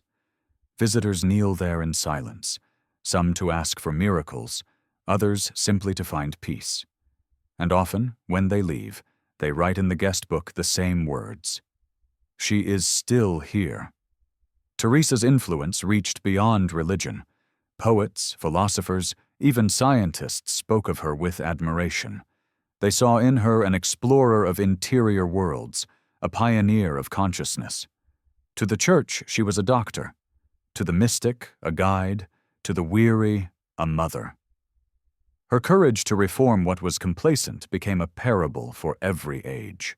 She had lived through persecution, suspicion, and misunderstanding, yet she had never turned bitter. She had faced illness and failure, yet she had never lost her humor. Her laughter still echoes in her letters, the laughter of one who sees eternity and smiles at the smallness of human pride. Today, the feast of Saint Teresa of Ávila is celebrated across the world. In monasteries and cathedrals, in classrooms and kitchens, her words are read aloud. "Let nothing disturb you. Let nothing frighten you. All things are passing. God never changes." That prayer, whispered by millions, carries her legacy forward. It is the distillation of her life's journey, from restless youth to radiant surrender. The closer the soul draws to God, the fewer voices it hears. In that silence, her own voice remains, calm and clear, calling not from marble altars but from the quiet of the heart. Let us begin again, for even now we can love more. The memory of Teresa never truly settled into the stillness that follows most saints. It kept moving, as though her restless spirit could not bear to sleep even in heaven. The 17th century gave her to art and poetry. The 18th turned her into an emblem of reform. The 19th rediscovered her as a woman of intellect. And by the 20th, her voice had begun to sound like a prophetic chord echoing through an age of disbelief. She had been born in a Spain where faith filled the air like incense, where the church was both mother and monarch. But her words would come to guide generations who no longer trusted either crown or altar. Her message was not bound to any era. She had written that truth is eternal, but the form in which it shines must be born again in every soul. And so she continued to be reborn, in each heart that turned inward, in every age that searched for something more than itself. In her own country, devotion to her grew into a kind of second language. Spain called her La Santa Madre, the Holy Mother, and poets compared her voice to the sound of Castilian wind, clear, spare, unembellished, but carrying far. Her writings, once considered dangerous for their directness, were now printed in ornate editions, placed beside the Bible on family shelves. Children learned her prayers. Soldiers carried her small images into battle. Kings quoted her, and peasants whispered her name when they sowed the fields. For the Spanish soul, weary from wars and empire, she remained a symbol of interior strength, a woman who had conquered herself and therefore the world. Beyond Spain, her influence widened like circles in water. In France, mystics of the 17th century, Francis de Sales, Jean de Chantal, read her works with reverence, building their own paths on her foundation. In Italy, her spirit shaped the reforming zeal of the Counter-Reformation. In the New World, Carmelite missions carried her name across oceans. In Mexico and Peru, cloisters were dedicated to her, and her image was painted with brown skin and local flowers, blending European sanctity with indigenous grace. Teresa had dreamed of heaven. She had not imagined how far her example would travel on earth. Her legacy also took root in unexpected places. Centuries after her death, during the Enlightenment, a time that distrusted vision and exalted reason, philosophers found themselves reading her almost despite themselves. They recognized in her not only a mystic, but a thinker, a mind that questioned reality from within experience rather than through speculation. She did not argue for God. She described him as presence. Even skeptics admired her precision, her psychological acuity, the vividness of her inner maps. Later, when modern psychology emerged, figures like William James would quote her as evidence of the complexity of consciousness. He called her the classic type of the healthy mystic. Sigmund Freud's students debated her ecstasies, wondering whether divine union could coexist with bodily reality. They argued, theorized, and dissected. But Teresa remained serenely untroubled, her words still drawing the soul toward silence rather than analysis. In the 19th century, she became a symbol of renewal for a weary church. Romantic writers, longing for mystery amid the noise of progress, rediscovered her as a poet of the soul. Her visions, once feared as excess, were now praised as beauty. Painters rendered her face with gentleness rather than awe. Composers wrote hymns to her words. When industrial Europe began to lose its sense of sacredness, Teresa's image, kneeling, radiant, eyes lifted, became a reminder that human life, however mechanical it grows, is still haunted by desire for eternity. The 20th century brought yet another transformation. Teresa became the companion of seekers, believers, and doubters alike. In 1926, the philosopher Edith Stein, a Jewish scholar of phenomenology, stumbled upon Teresa's life in a friend's library. She read through the night, and when dawn came, she closed the book and said simply, "This is truth." That single encounter changed her life. She was baptized, later became a Carmelite nun, and eventually died a martyr at Auschwitz. The cycle of holiness continued. The saint who once sought martyrdom had inspired another who found it. Teresa's reach thus extended beyond history, beyond even her own church, into the hidden chambers of the human condition. During the Second Vatican Council in the 1960s, her spirit seemed to hover again over the church she had loved and reformed. Bishops spoke of renewal not as rebellion, but as return to simplicity, the very principle that had guided her 400 years earlier. When Pope Paul VI declared her a doctor of the Church in 1970, His voice trembled slightly as he said her name.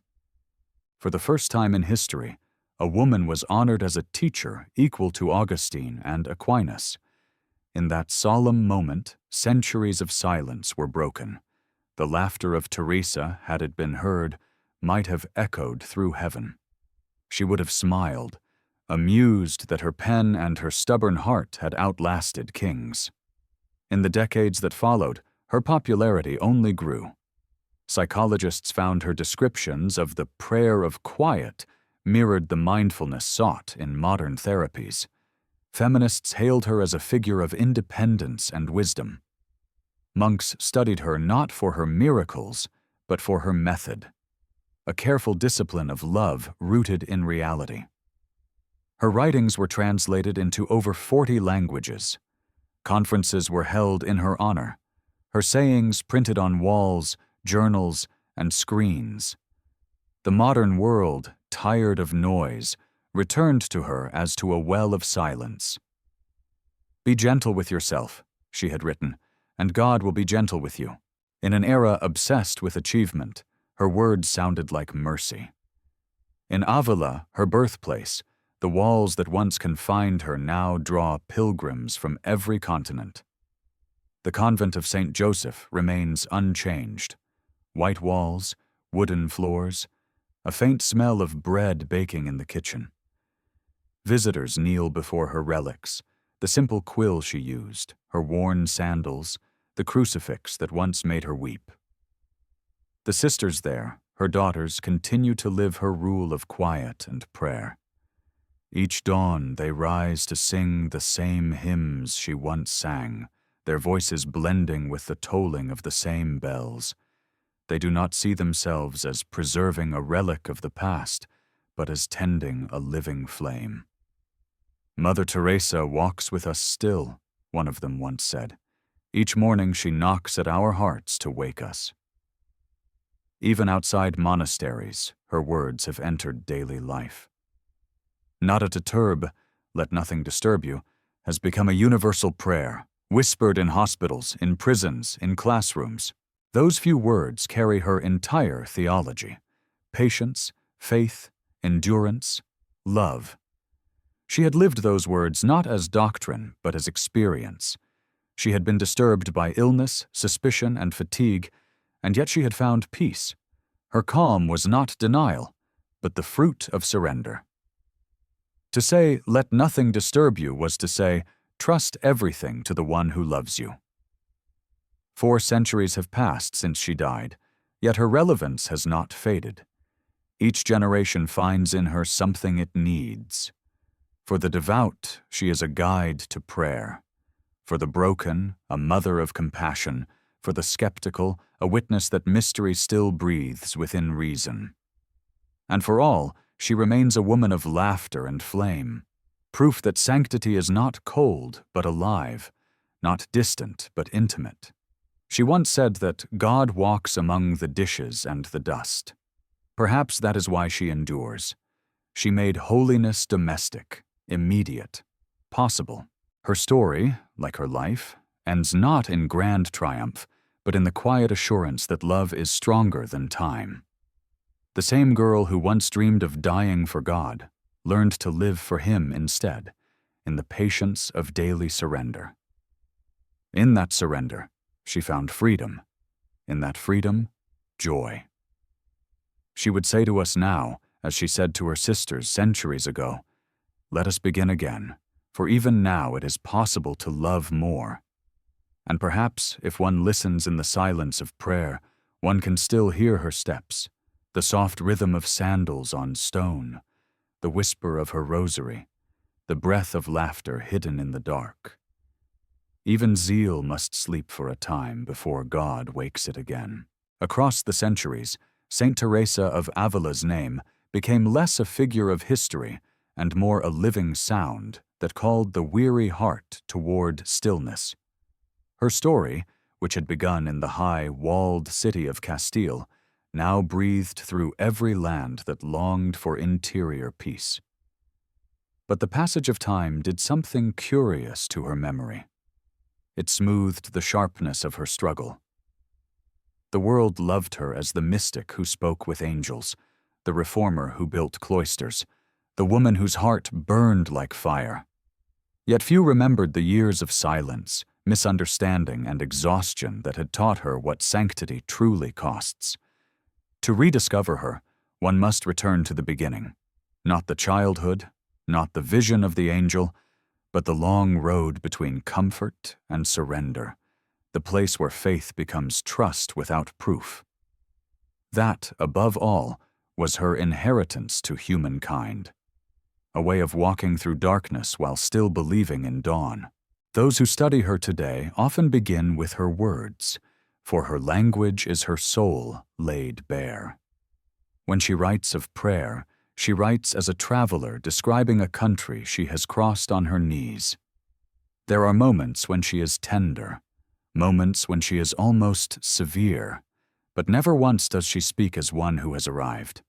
Even at the height of her mystical union, she insists that the journey continues.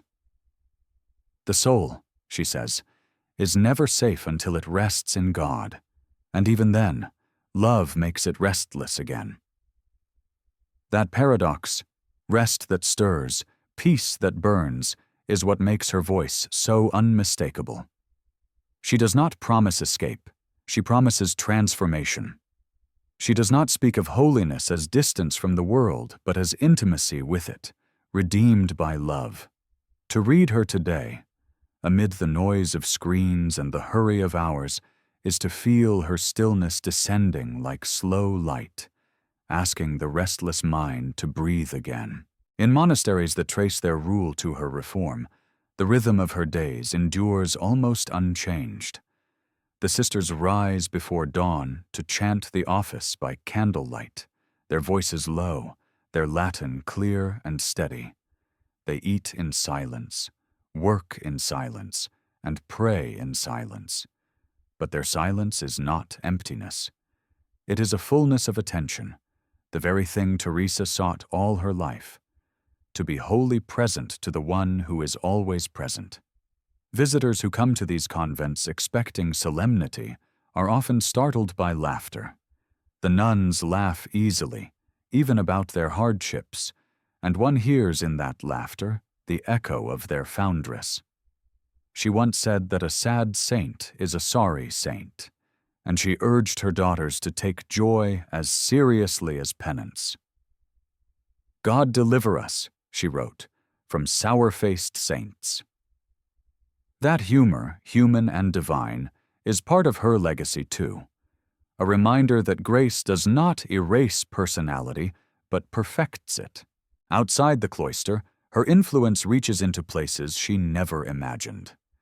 In classrooms, her writings are studied alongside the poets and philosophers who sought to map the human spirit.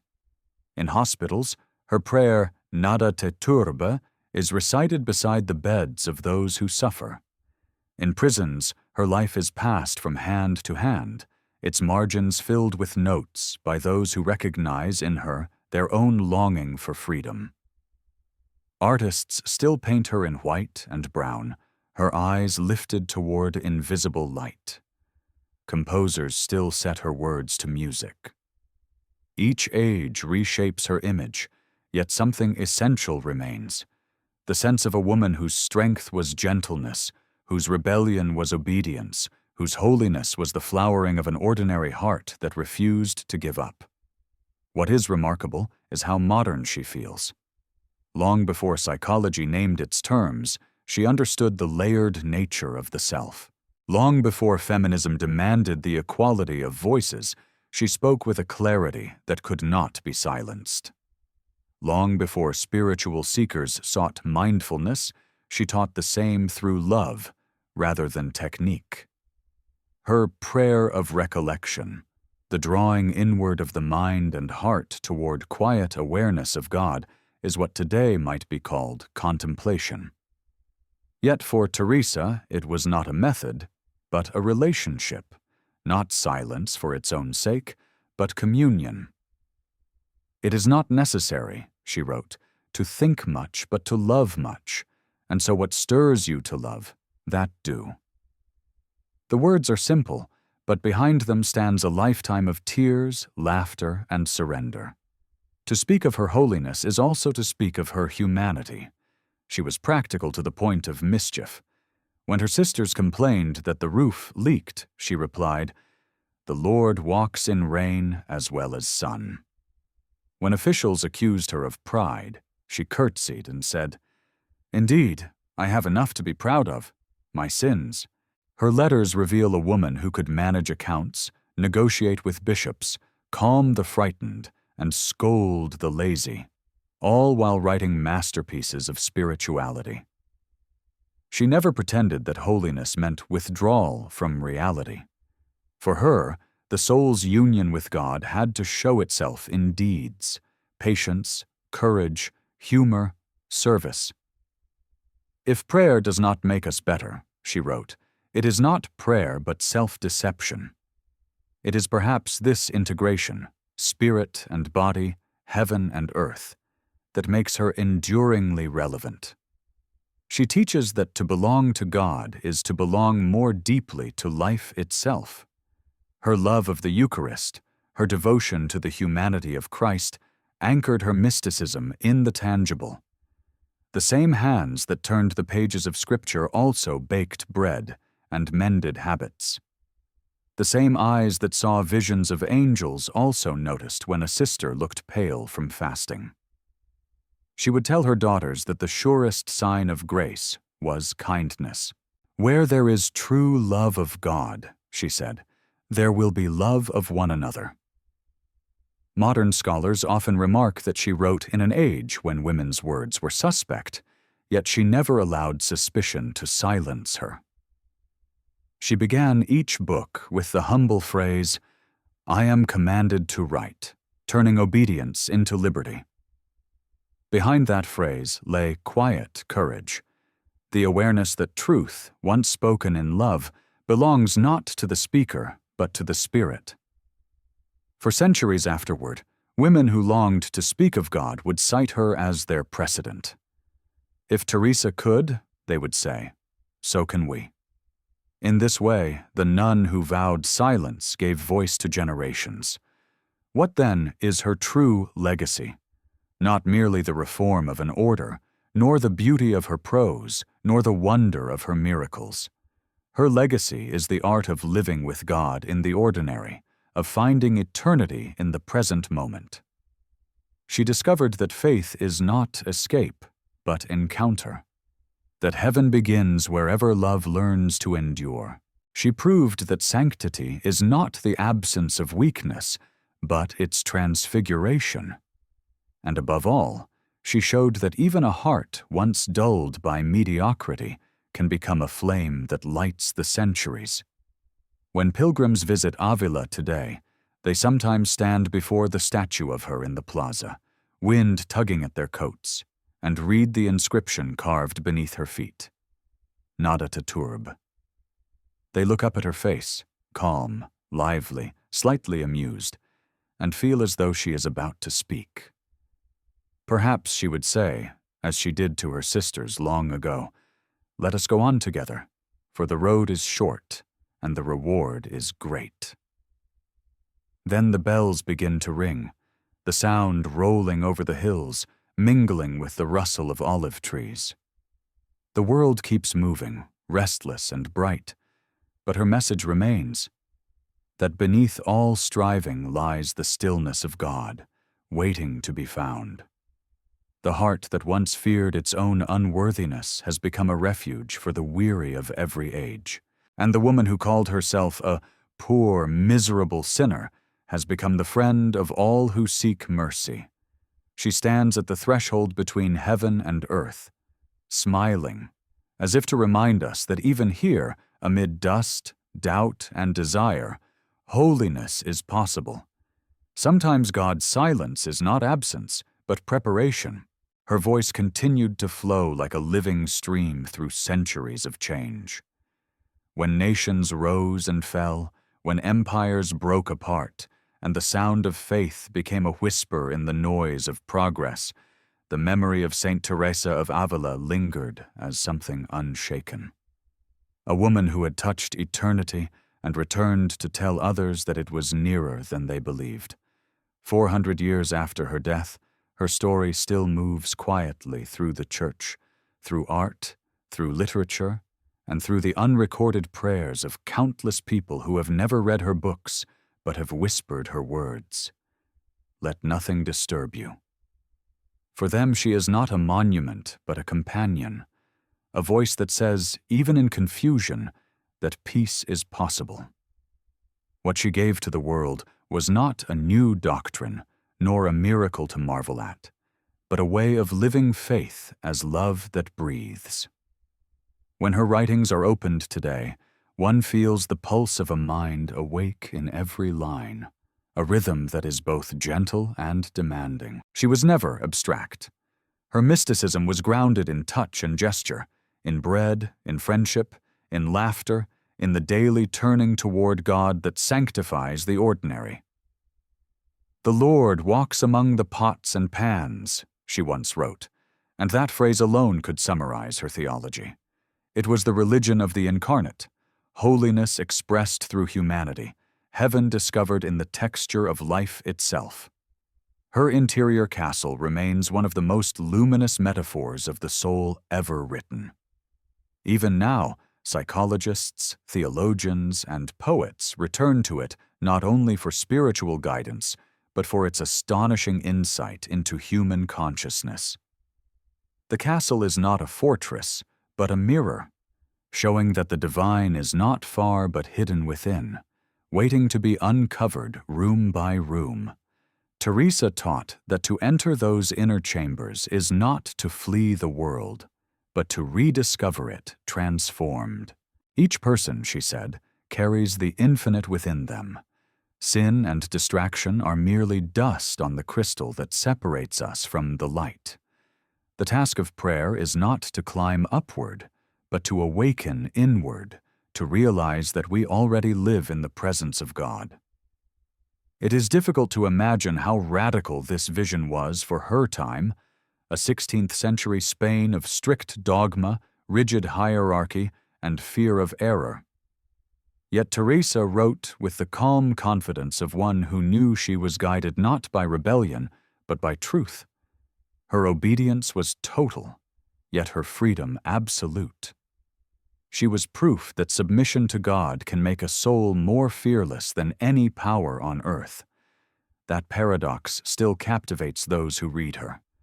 How a cloistered woman, barred from the pulpit, could reform an order, challenge bishops, and speak with authority that outlasted kings. Her voice was not loud, it was persistent. It carried the quiet power of conviction born from suffering. To the modern believer, and even to those who no longer believe, her life poses a question. What does it mean to be fully alive? She would answer that to live is to love, and to love is to give oneself entirely. Her words cut through the sentimentality that often hides behind devotion. Love, she said, is not a feeling but an act of will, a steady turning toward the beloved even when nothing is felt. She knew the desert of dryness in prayer. She called it the night of the senses. Yet she insisted that such emptiness was not punishment, but purification, the stripping away of illusions so that only truth remains. In this, she spoke to every generation that has wrestled with absence, with doubt, with the silence of heaven. Her humanity keeps her near. When she writes, she is as open about her faults as about her joys. She tells of her vanity, her impatience, her need for affection. She confesses that she once feared the cost of holiness and ran from it. And then she describes the moment of surrender, the slow death of self that gives birth to freedom. That honesty makes her one of the most approachable saints in Christian history. She never hides behind perfection. "I am more afraid of those who flee from their weaknesses than of those who face them," she once wrote. Her sanctity was made of courage, not faultlessness. Even in her final hours, that courage never dimmed. As illness weakened her, she continued to comfort those around her. "I die a daughter of the Church," she whispered, and the words were less declaration than peace. After she was gone, her letters and books remained, breathing with her voice. They were copied in secret, smuggled beyond convent walls, read by women who saw in her a mirror of their own constrained strength. Through her, generations of silent believers learned that holiness does not depend on permission. It depends on surrender. It is said that when her heart was examined years after her death, the wound of the angel's arrow was still visible. Whether or not that is literally true hardly matters. The wound was symbolic of a deeper reality, the heart permanently opened to God. The image of that pierced heart has inspired countless works of art, but its real meaning lies in its paradox. The closer one comes to divine love, the more one suffers from its intensity. Teresa's joy was born from that suffering. She did not seek pain, but she accepted it as the shadow of glory. "Let me suffer, Lord," she prayed, "or let me die." Yet what she truly desired was not death, but union, not escape, but completeness. The Church would eventually raise her to its highest honors, yet the secret of her greatness remains small and hidden. A woman kneeling alone in a chapel, whispering love to a silent God. In that silence, she heard what the world forgets, that God speaks most clearly when we stop speaking. Her entire reform was an attempt to bring others into that silence, to build spaces where the soul could breathe again. Her convents were not monuments but sanctuaries of interior freedom. That is why they endure. Within those walls, time slows, noise fades, and prayer becomes the pulse of life. Outside, the world still turns as it always has, fast, loud, uncertain. But Teresa's voice lingers like a thread of music through it all. She reminds us that the spiritual journey is not escape from reality, but its deepest embrace. To love God, she taught, is to love the world with new eyes, to see every suffering as a chance for compassion, every joy as a reflection of divine beauty. And so the restless girl who once dreamed of martyrdom has become a martyr of love. Her life a quiet revolution that never ends. Her story closes, yet it never finishes. Each time someone turns inward and finds light where there was only darkness, she begins again. The heart that once feared its own unworthiness has become a refuge for the weary of every age. It is strange how the centuries preserve her, the woman of parchment and prayer, of laughter and tears. Yet time cannot quite domesticate her. There remains in Saint Teresa of Ávila something that still resists comfort, something that calls the human soul not toward admiration, but toward awakening. She was never meant to be a saint of still portraits or gilded statues. She belongs to movement, to struggle, to the perpetual restlessness of hearts that refuse to settle for less than God. Every age has tried to make her its own. The mystics call her their teacher, the feminists their ancestor, the psychologists their patient, the theologians their scholar. But in truth, she stands somewhere beyond all of them, a woman who simply loved God until love remade her. To understand her final legacy, one must remember how human she was. The saint who wrote with such clarity was also the woman who forgot her quills, who wept from exhaustion, who once prayed for rain because the convent roof leaked. She was the reformer who struggled to convince bishops, yet who fretted over whether her nuns had enough firewood for winter. Her holiness was not a flight from these details, but a tender attention to them. She did not divide the sacred from the ordinary. She lived as though every gesture, however small, were a sacrament. To mend a habit was to serve Christ. To pour water for a sister was to imitate his humility. "Our Lord walks everywhere," she said, "even in the kitchen." That insight transformed spirituality from something lofty into something incarnate. In her writings, there is no sense of distance between God and the world. The divine, for her, is intimate, almost domestic. She speaks of Christ not as a remote judge, but as a friend who eats at her table and laughs with her when she is clumsy. If we understood what friendship with him means, she wrote, we would never be alone. That nearness of God is perhaps her most enduring gift. She replaced fear with familiarity, turning prayer from duty into dialogue.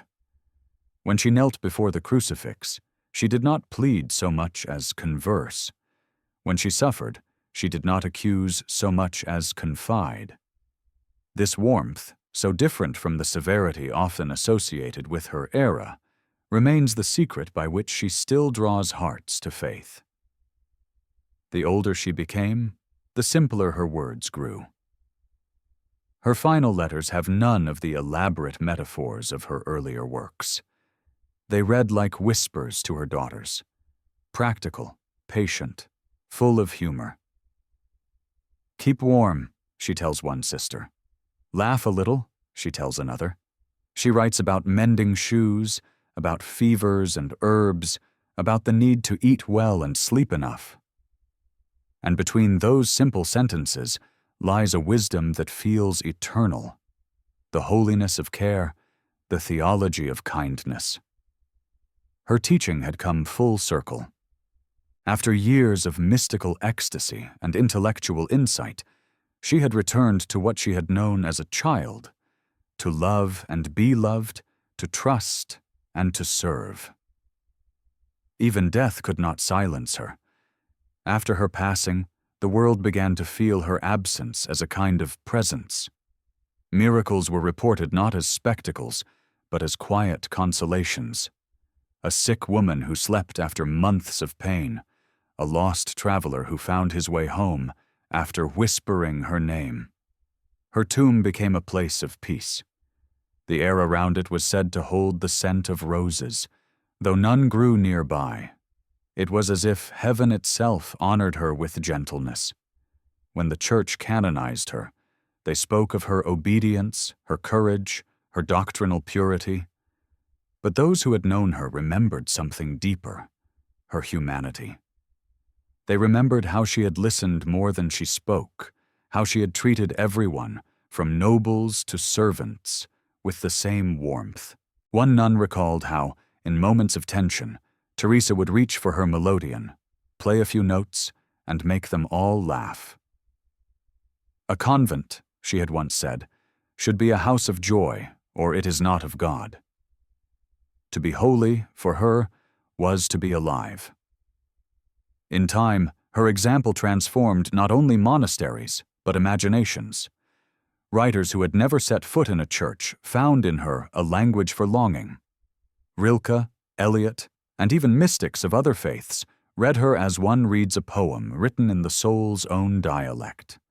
She had discovered what all seekers crave, that divine intimacy is not privilege, but invitation. Her God was not jealous, not distant, not cloaked in terror, but as near as breath and as patient as time. In our own century, when noise multiplies and silence feels impossible, Teresa's voice sounds almost revolutionary. She calls us back to the inner castle we have forgotten, to that space within where the self can finally rest. The modern world, with its pace and fear, may not know what to do with a woman who speaks of love so simply. Yet she endures, because her words belong not to an age, but to the human condition itself. To anyone who has ever prayed in the dark, her life says, "Keep going." To anyone who has failed and begun again, she says, "Begin again still." To anyone who has loved imperfectly, she says, "Love anyway." There is a legend told by the Carmelites that one night, many years after her death, a sister dreamed she saw Teresa walking through the cloister, holding a candle. The light flickered, but never went out. "Mother," the dreamer asked, "why do you walk so late at night?" Teresa smiled and answered, "I am lighting the lamps of those who still sleep." When the sister awoke, the dream felt real enough to make her weep. Whether it happened or not, the image captures the truth. Teresa's light remains a summons. She still walks through the world, waking souls from the comfort of half-belief. If she were to speak now, perhaps she would not mention visions or miracles. She would speak, as she always did, about love. She would remind us that we cannot find peace while clinging to fear, that we cannot meet God while fleeing ourselves. She would tell us to laugh, to forgive, to trust that even our weakness can become holy when surrendered. She would say that God is not waiting in the clouds, but already waiting within. In her final prayer, written near the end of her life, she spoke to Christ with the same candor she had shown him all her years. "Lord, I am yours. For what do you wish to use me?" That question remains the essence of her legacy. It is not resignation. It is freedom. To belong wholly to love is to be freer than the world can understand. The rebellion of the restless nun was never against authority. It was against the mediocrity that hides behind it. Her whole life was a single act of remembrance, to call the church and each soul back to its first love. And in that call lies her timelessness. She reminds us that holiness does not begin with perfection, but with desire, that faith is not certainty, but trust, and that heaven begins wherever love chooses to stay. And so her story closes as quietly as a prayer ending before dawn. The city of Avila sleeps behind its walls. The wind hums through the olive trees, and somewhere in that silence, a lamp still burns. The saint who once called herself unworthy continues to teach the world that no heart is too small for God. The candle she carried has passed from hand to hand, and still its flame endures. The rebellious nun at last bowed, not in defeat, but in fulfillment. The flame that was Teresa of Ávila did not end in the small room at Alba de Tormes. It only changed form, spreading quietly through hearts and centuries. Death had not silenced her. It had refined her voice, turning it into something lighter than air, more enduring than stone. In the years after her canonization, her image began to appear everywhere, in churches, in homes, in fields, in the prayers of sailors and mothers.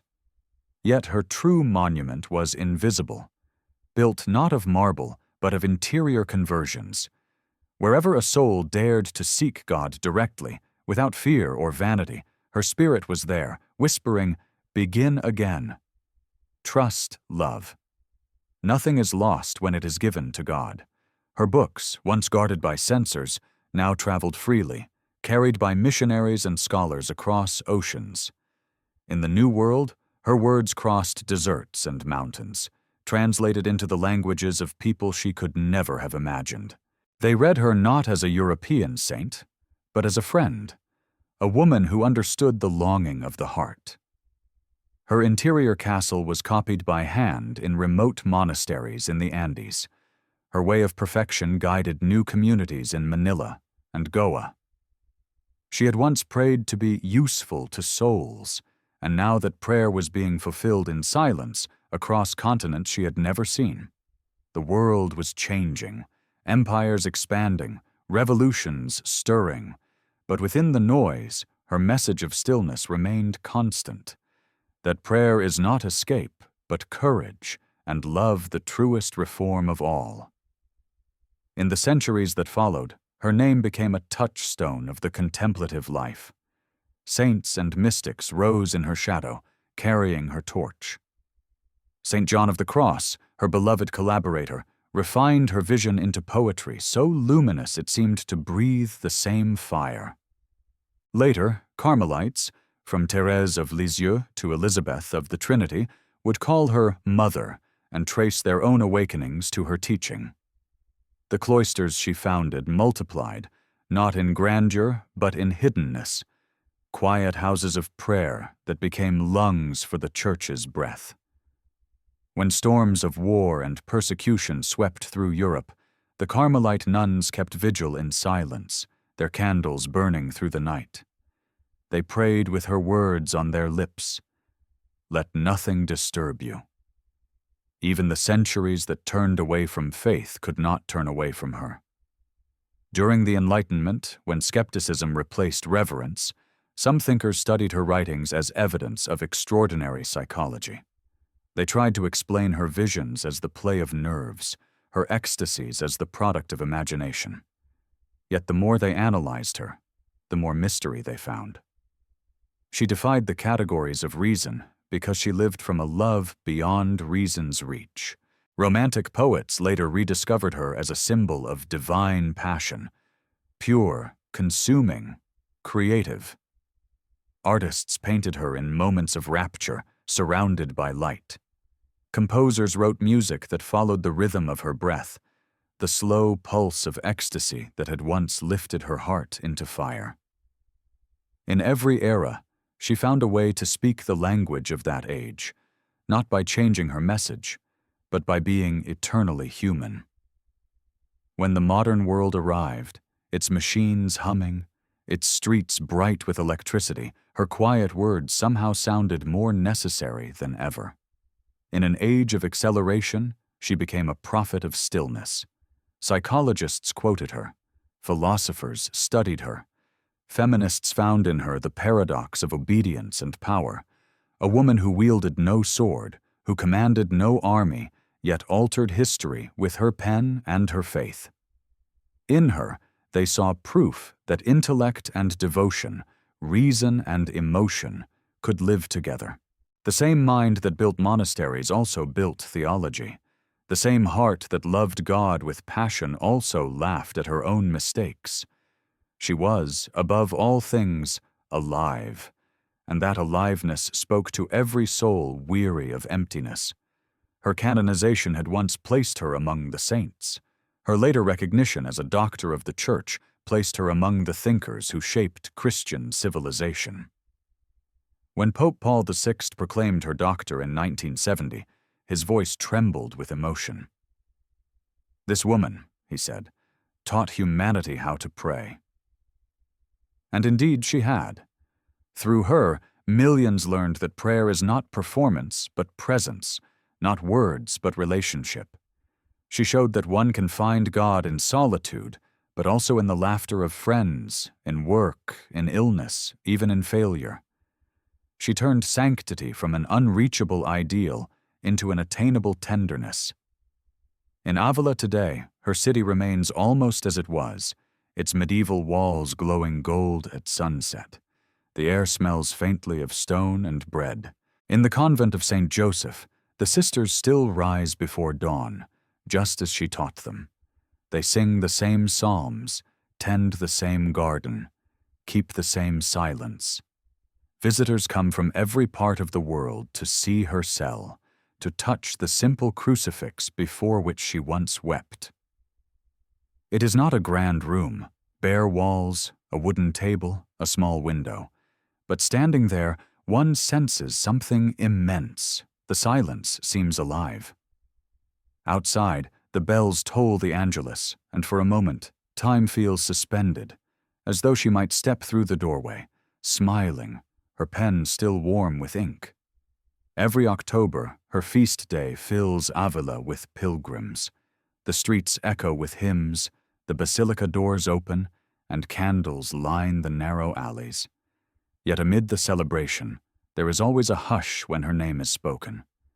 People still come to her not for spectacle, but for peace. They light a candle and whisper her prayer, "Nada te turbe, nada te espante. Dios no se muda. Let nothing disturb you, let nothing frighten you. God does not change." That phrase, which she wrote in a moment of exhaustion long ago, now belongs to the whole world. It has comforted dying soldiers, frightened mothers, prisoners, and children. It is a lullaby for faith, a distillation of her entire life. In the end, her legacy cannot be measured by miracles or institutions. It is measured by hearts awakened. Each time someone refuses despair, each time love outlasts suffering, each time silence becomes sanctuary. There she is. Her life continues not as memory, but as motion, like a flame passed from candle to candle, changing form but never fading. Her rebellion was nothing more or less than fidelity to love, and in that fidelity she found eternity. She once wrote that love alone gives worth to all things, and that sentence remains the axis of her story. Now, centuries later, we can see her whole journey as one vast circle, from the little girl running down the road to die for heaven, to the woman dying at peace in the arms of her beloved. Between those moments stretched a life of struggle, laughter, tears, visions, reforms, and infinite patience. Her tragedy had been her mediocrity, but even that became her sanctity. For in confessing her weakness, she gave hope to the world. She proved that holiness is not a privilege of the perfect, but the triumph of the forgiven. So the flame endures, steady and unseen, burning in monasteries and hearts, in prayer whispered before sleep, in courage reborn each morning.